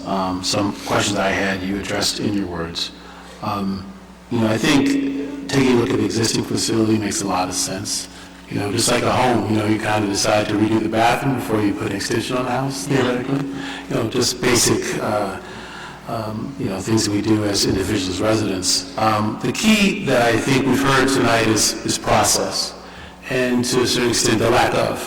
And I think that it would be prudent to go back and involve the public in a stronger capacity. We heard some very strong words from our residents tonight. I would like to see the public have more of a voice. I think that there's some things that there could be a compromise on and some that may not be the case. I was concerned about costs, and we heard some numbers tonight, which were pretty significant. So I think at this point, I think that you have our support. I think at this point we do want to see them slow down, and we want to see the county engage residents more, not just in Maplewood, but South Orange and West Orange as well. Listen to your constituents. I think that's the right direction, and something's going to happen. What it is, we don't know yet. The master plan had a lot of information in it, but there were some other opportunities to put more information to it as well. So I think the process and transparency needs to be a little stronger, and I think with that there can be some compromises, and we can see what can be done. I also want to add that the freeholder president also agreed with my comments to him that this was just being pushed through, and my concern is that as this county executive is very good at pushing things through the Board of Chosen Freeholders. And I think this would have continued to get pushed through were it not for the opposition of many residents who went to freeholders meetings and all this, and the meeting that I went to that county executive called, and then the scramble to get this out by the end of the year as promised, to just because of the pushback. And I feel like if we don't push back hard enough, that it'll still get pushed through in the next couple of weeks to fund this fully without, with maybe one, well, here's your public comment, and, it's sort of like, in all the years I've been doing public and private, projects, and we know it here, we've been in Maplewood, we've been very thoughtful in getting with, whether it's the redevelopment plans on Springfield Avenue led by Mr. DeLuca, or any of the other things we've done here that need the streetscapes or anything else, that you put it out for public input in the beginning, and you get all the input, and then you design based on that input. You don't shove something in people's face and say, this is what we're doing, and then expect everybody to not be upset. And so that's why a lot of people are upset about this. And the real frustration that I felt when I went to the freeholders meeting last summer and at the podium tonight is that people feel like they're not going to be listened to. So, I'm willing to pen a letter, and Mr. Desiderio, if you wouldn't mind, pass it by you just to, make sure, and the rest of the governing body to get something to the county as soon as possible that we all agree on, but, so I don't know if that's good enough for a vote to get that letter out, and with edits that we all would do like we do some other things. Is that all right? Works for me. Yeah, definitely. Okay. And maybe pin the original resolution to slow down the process as well. Attach it as well, sure. Right. And so the spirit of that letter or the request would be, as you're going to be representing all of us, is to slow down the process, allow for more public. I'll circulate a draft by email and get it to me, and I'll watch you all again on YouTube so I can remember what you said. Sorry in advance. Thank you, Ms. Adams. Okay, we'll now move on to our consent agenda.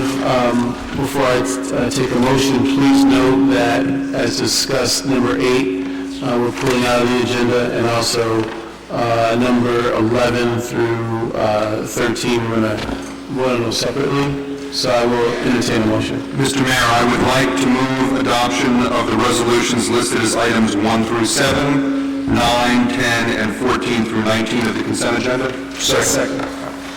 Call the roll, please. Ms. Adams? Yes. Mr. Dacus? Yes. Mr. DeLuca? Yes. Mr. Lambert? Yes. Mayor McGee? Yes, thank you, Ms. Wilson. And now for items 11, 12, and 13, Resolution 14, 2015, 2016, 20. Before we pass that, I'd like to give Mr. Desiderio an opportunity to speak. So each year, we present to you for your consideration the resolution to retain community grants, planning, and housing to provide various services, including administering the rehabilitation program as administrative agent for the affordable housing services and for planning services. So we had asked if they were available tonight to make a presentation. They were not. Mr. Davis has asked me to kind of bring us up to date. So I'll give you hopefully what is the thumbnail. The affordable housing goes back into Mount Laurel 1, which goes back, I guess, into the 90s, when the court determined that there was a need for affordable housing in the state. Thereafter, there was an administrative entity who processed it and passed rules and regulations. Under the prior administration, that agency was effectively disbanded or gutted. It came back to the courts in Mount Laurel 4, and the courts are now administering it. I will say that I'm a little surprised, and I'm editorializing. The present administration has not sought to reestablish the affordable housing, and which is a little disappointing, I think, when you think about it. In any event, so what we were concerned with, and the Township of Maplewood has always been in full compliance with regard to the first round, second round, third round. And it has been the position of the Township Committee that we wanted affordable housing here, that we were going to fund affordable housing, and that we were going to make sure that affordable housing was taken care of. Faced with the issue of being not in compliance with the most recent decision, the Township Committee authorized the filing of a lawsuit to stay any builder's remedy lawsuits, and that lawsuit was filed by our Affordable Housing Counsel, Mr. Serenian, in his office. We subsequently had an order of judgment of repose that was filed, that was entered by the court, and gave us a stay of any proceedings while that was going on. Thereafter, we entered into an agreement to resolve issues between the Township of Maplewood and Fair Share Housing Center concerning the Township's Mount Laurel Fair Share obligations and the means to satisfy same. That is a detailed document which sets forth obligations that the Township has, A, complied with, and B, has an affirmative obligation to comply with over the course of the next 5 years, I guess, we're at down to 2025. 2025. Right. And it requires us to do certain things with regard to making sure that we are in compliance, that we are moving forward, etc. There were a series of ordinances that had to be passed, including one that affected the vacant land adjustment with regard to the golf course and the density requirements with regard to that. So, all of that being said, and in addition to which, we have our affordable housing program and our rehabilitation program, which we also have. I checked with the CFO, we have $632,361.82 in that fund, and that comes from various things. I believe that you include an amount in your budget every year to fund that, and of course, when we have developers, they make contributions to that as well. Sure. We don't put anything in. Okay. We have in the past, I believe. Correct, $60,000 a year. Okay, so we now have $632,000. So the intent is to try to do, in addition to the rehabilitation, we have had some discussion with regard to the township trying to find some properties that they might buy, okay, and do with regard to affordable housing. Two properties. Two properties. Well, I guess 2 properties. We haven't found them yet, but we're working on it. So, okay, so all of this is there, but there needs to be somebody to help administer that, and that's community grants, planning, and housing. Great. And that's what they do. Great. Okay. So we have one person who runs the repairs to the homes, the $20,000 that's available for the home fix-up, which is effectively, if you keep the property long enough, I believe it's 10 years, the loan is effectively forgiven, okay? And that rehab program has done very well, and we've had a number of properties that are now rolling off of that because the 10 years that it's been in effect are up. We have Negan York, who is the planner who works with redevelopers to make sure that they're in compliance. She's most recently working with the property on Baker Street to make sure that they're in compliance and that all of the documents are appropriately there. Right. Okay? So there's a whole series of things that are going on. Just because we have an order that's entered that gives us some repose doesn't mean we don't have a continuing obligation. Right. So that's why we hire these people on a yearly basis.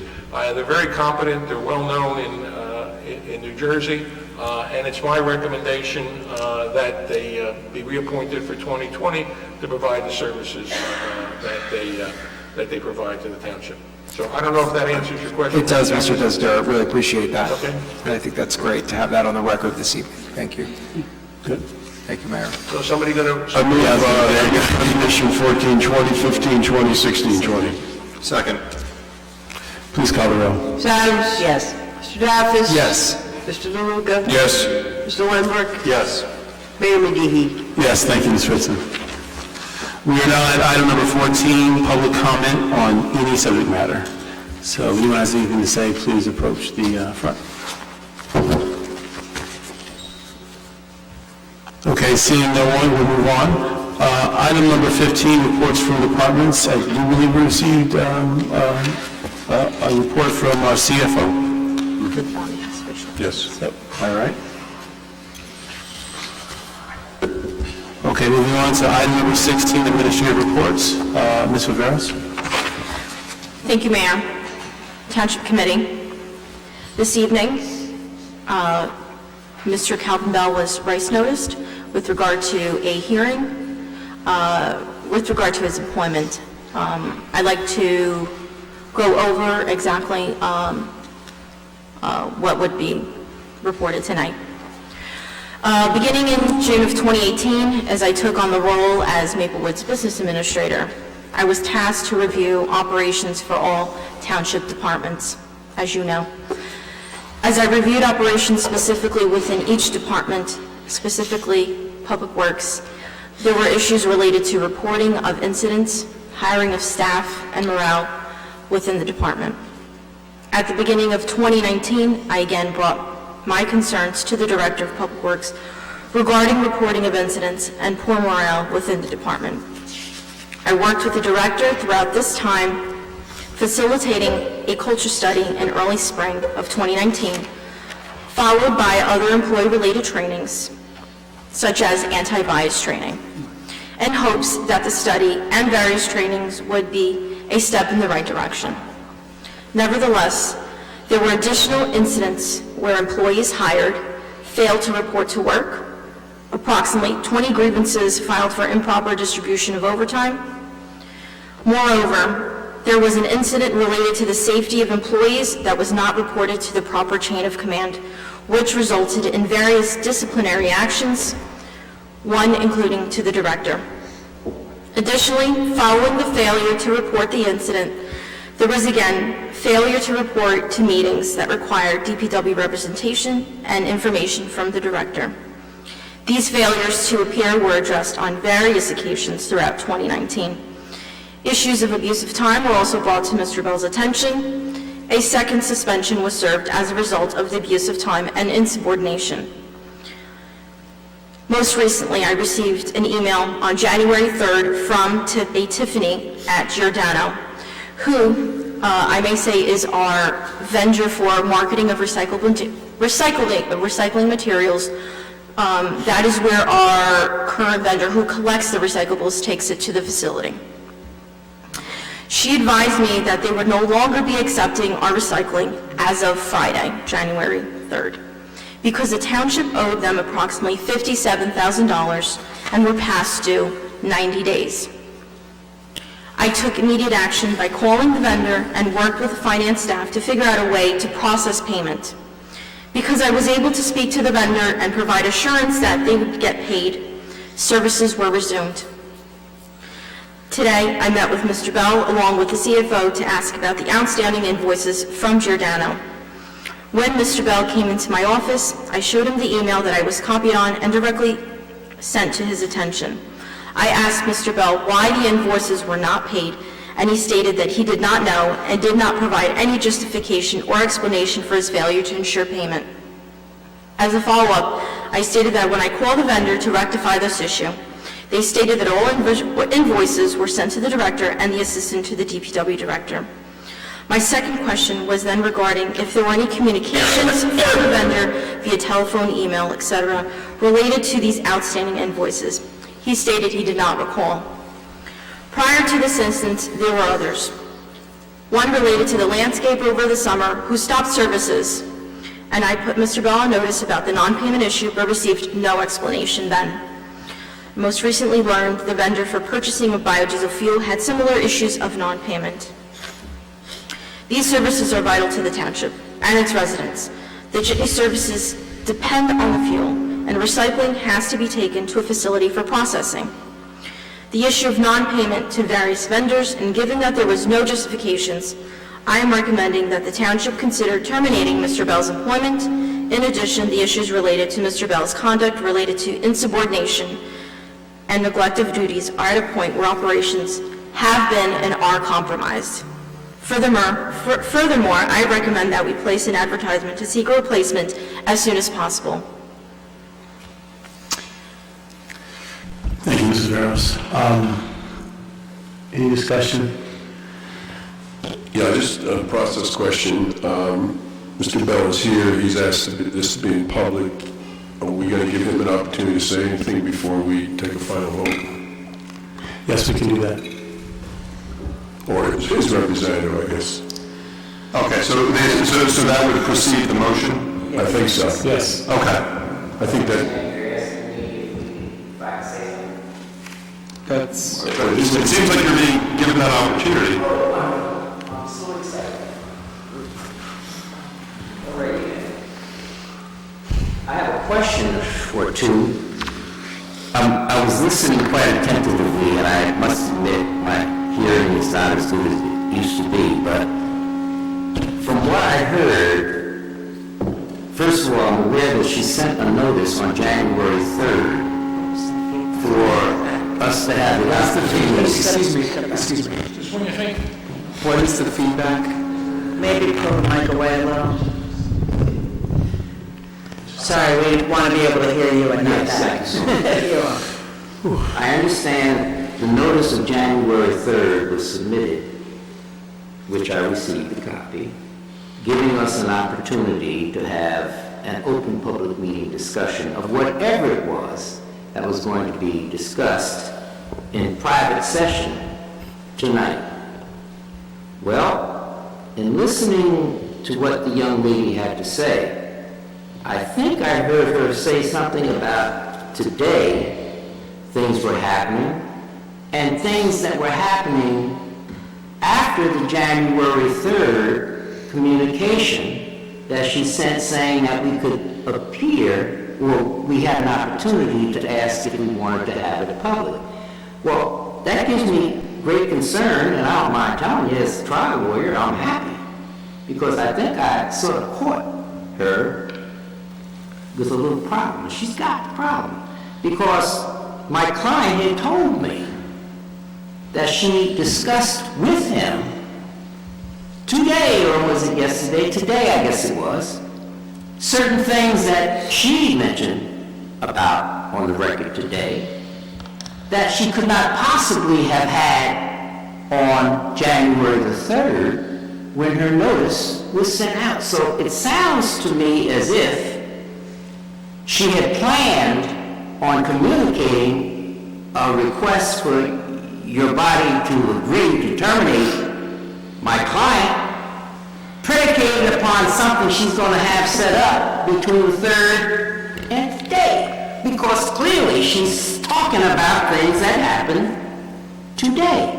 So I'm simply bringing that out to this body because I'm crazy. I hold everybody responsible that I think is doing wrong and not holding the proper people responsible for what they do. And what I would suggest very strongly is that somebody ask that young lady the specifics, because I listened attentively and she didn't give specifics. She was very broad with what she said. And I don't know how this body could accept her word, except she's a lovely young lady. Can I take this one, Dee? Yeah, please. Yes, because I can't hear it again. If you don't mind, its name is Miss Viveros. Miss Viveros. Ms. Viveros. Miss Viveros. Yes, and as a fellow former young lady, it's disrespectful and works against her professionalism and her position in this township by calling her a young lady over and over again. I'm just telling you. Compliment. Clearly, Mr. Dacus was about to say the same thing, so if I don't mind. Everybody young. I'm old, so everybody's young. Well, but in any event, that's my position. And I also couldn't quite understand how my client was on suspension and never got the communication as your policy requires to say final warning the next time you could be terminated. That's in your book, because I read it. And I'm saying, oh my goodness, I'm having a ball because everything she's laid out is wrong. And as I said, as a trial attorney, I'm happy to hear it. And I'm suggesting to you folks, if you do not ask the questions of her that I know I have in my mind that I would want to have answered before I could just blindly vote and do what she wants to do, that would be further credence to what I believe strongly has been the game plan all along. Because I don't know how she would be able to get this matter brought before this board today after she never required or requested my client to be reappointed on the last meeting where every other director was appointed, and you folks, of course, just wouldn't know that my client was the only one that was not appointed. What I'm saying is, I'm having a ball. As you can probably see, listen, do whatever you gotta do, and I'm telling you, you watch yourself, Because you're going to take responsibility for Ms. Vipieros, and all you're going to go wherever she's going to go. Thank you, Mr. Hawkins. Thank you very much. Thank you. Mr. Mayor, I move that we direct our township administrator to terminate Mr. Calvin Bell's employment with the township of Maplewood for cause effective immediately. Is there a second? I second. Any discussion? Ms. Fritson, please call the roll. Ms. Adams? Unfortunately, yes. Mr. Dapkus? Unfortunately, yes. Mr. DeLuca? Yes. Mr. Lambert? Yes. Mayor McGee? Yes. We also have a motion to advertise for the position. I move it. Second. Any discussion? Please call the roll. Ms. Adams? Yes. Mr. Dapkus? Yes. Mr. DeLuca? Yes. Mr. Lambert? Yes. Mayor McGee? Yes. Thank you, Ms. Fritson.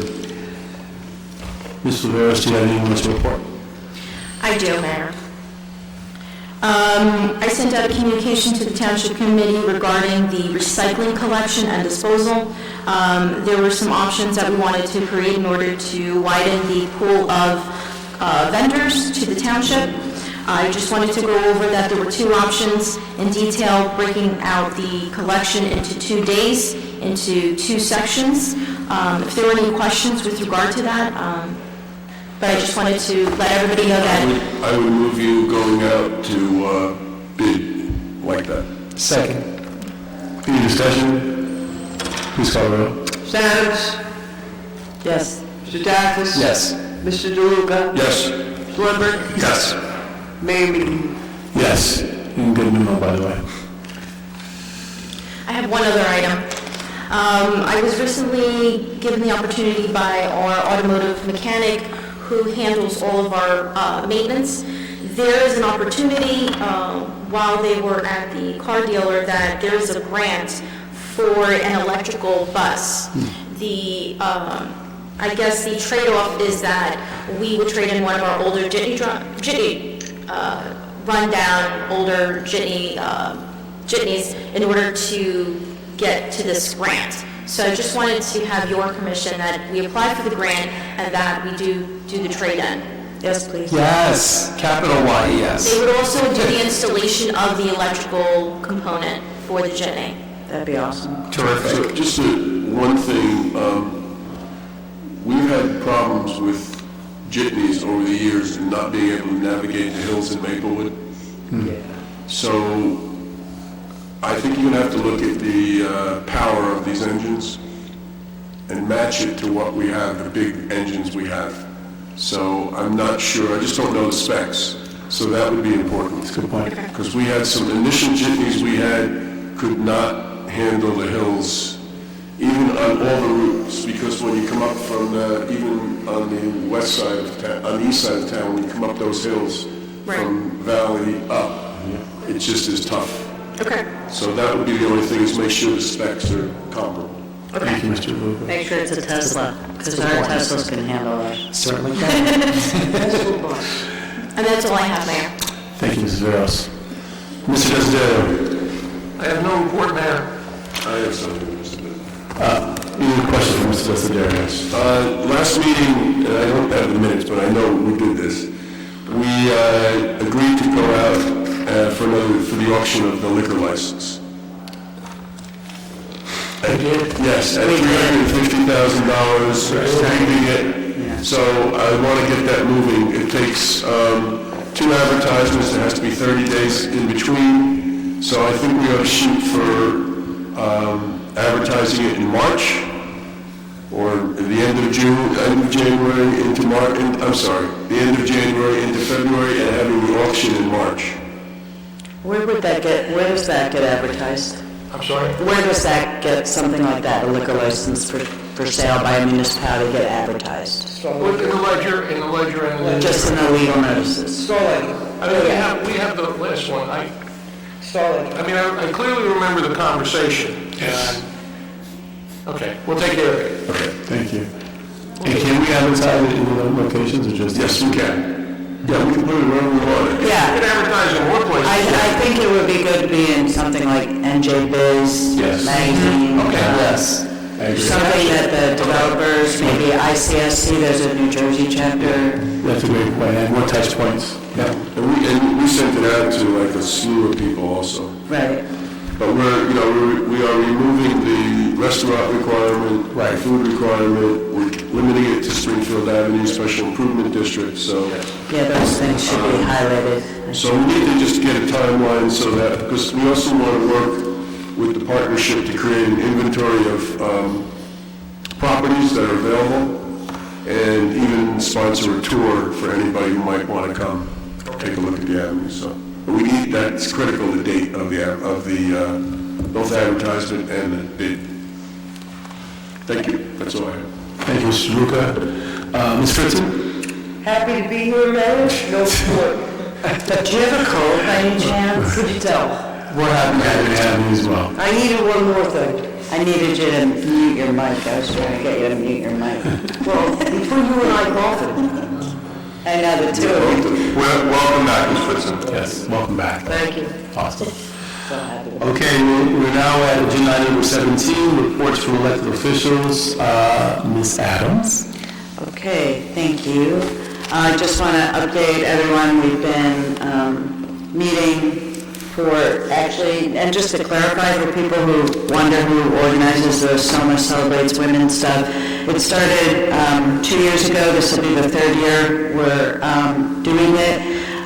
And it's really the elected, it started with the elected women. I contacted Ms. Collum and we just kind of used any women we could get to help organize that were, sort of officials in the towns. And so the beginning meetings are always that, and we are expanding that planning group as we did last year.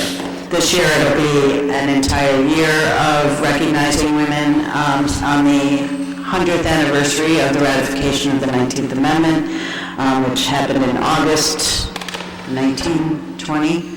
So I want people to know that we're kicking off, and on January 16th, Thursday, at Papillon 25 Valley Street from 6 to 9.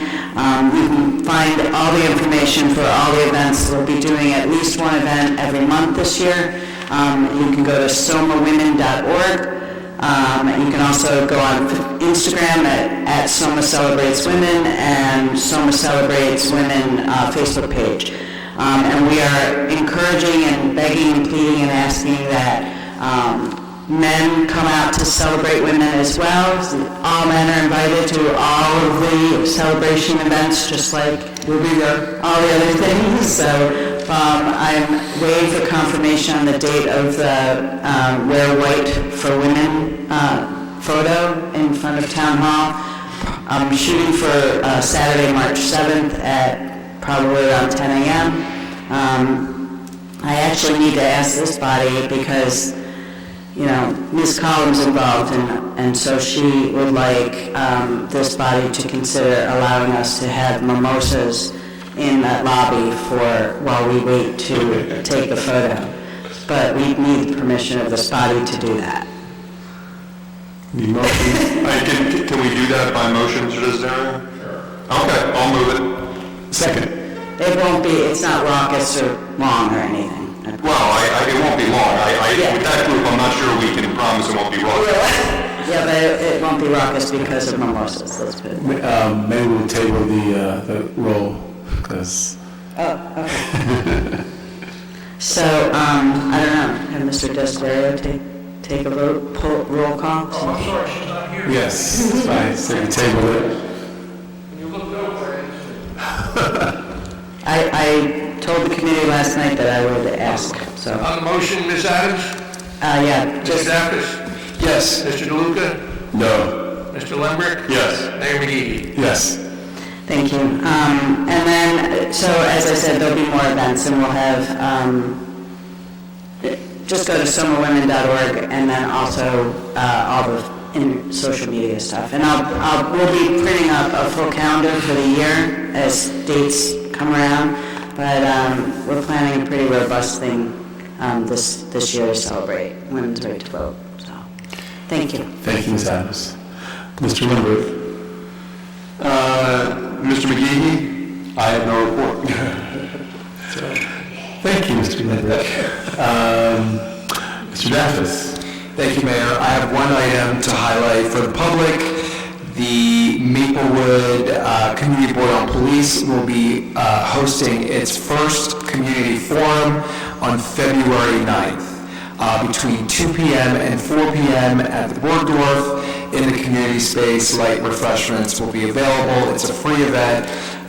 The board encourages everyone in the community to come out and find out what the board has been doing, who they are, what they do, and to report back to the community on some very important matters that they've been working on all year long. Specifically, the board has gone into and looked at use of force data from our police department. They've looked into suspicious persons calls.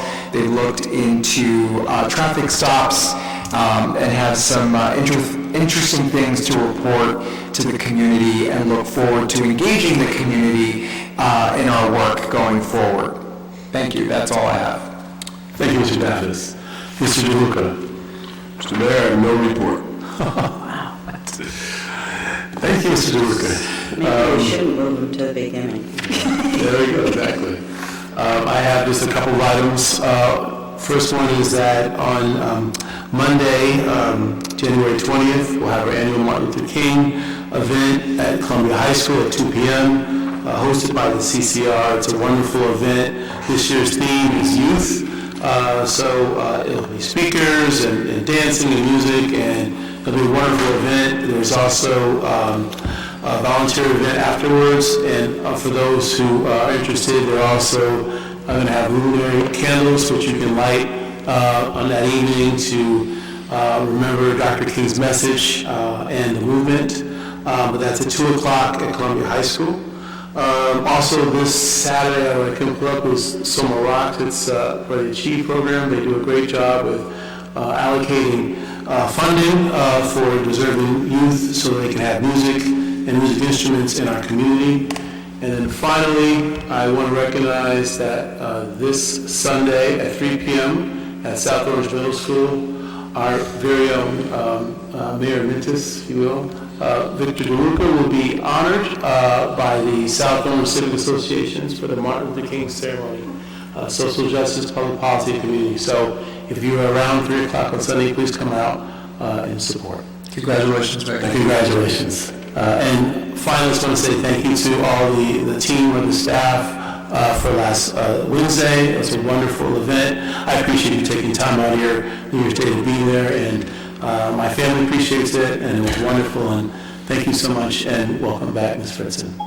I would entertain a motion to adjourn. Second. Awesome. All in favor? Aye. Awesome. Motion, we're adjourned. Thank you.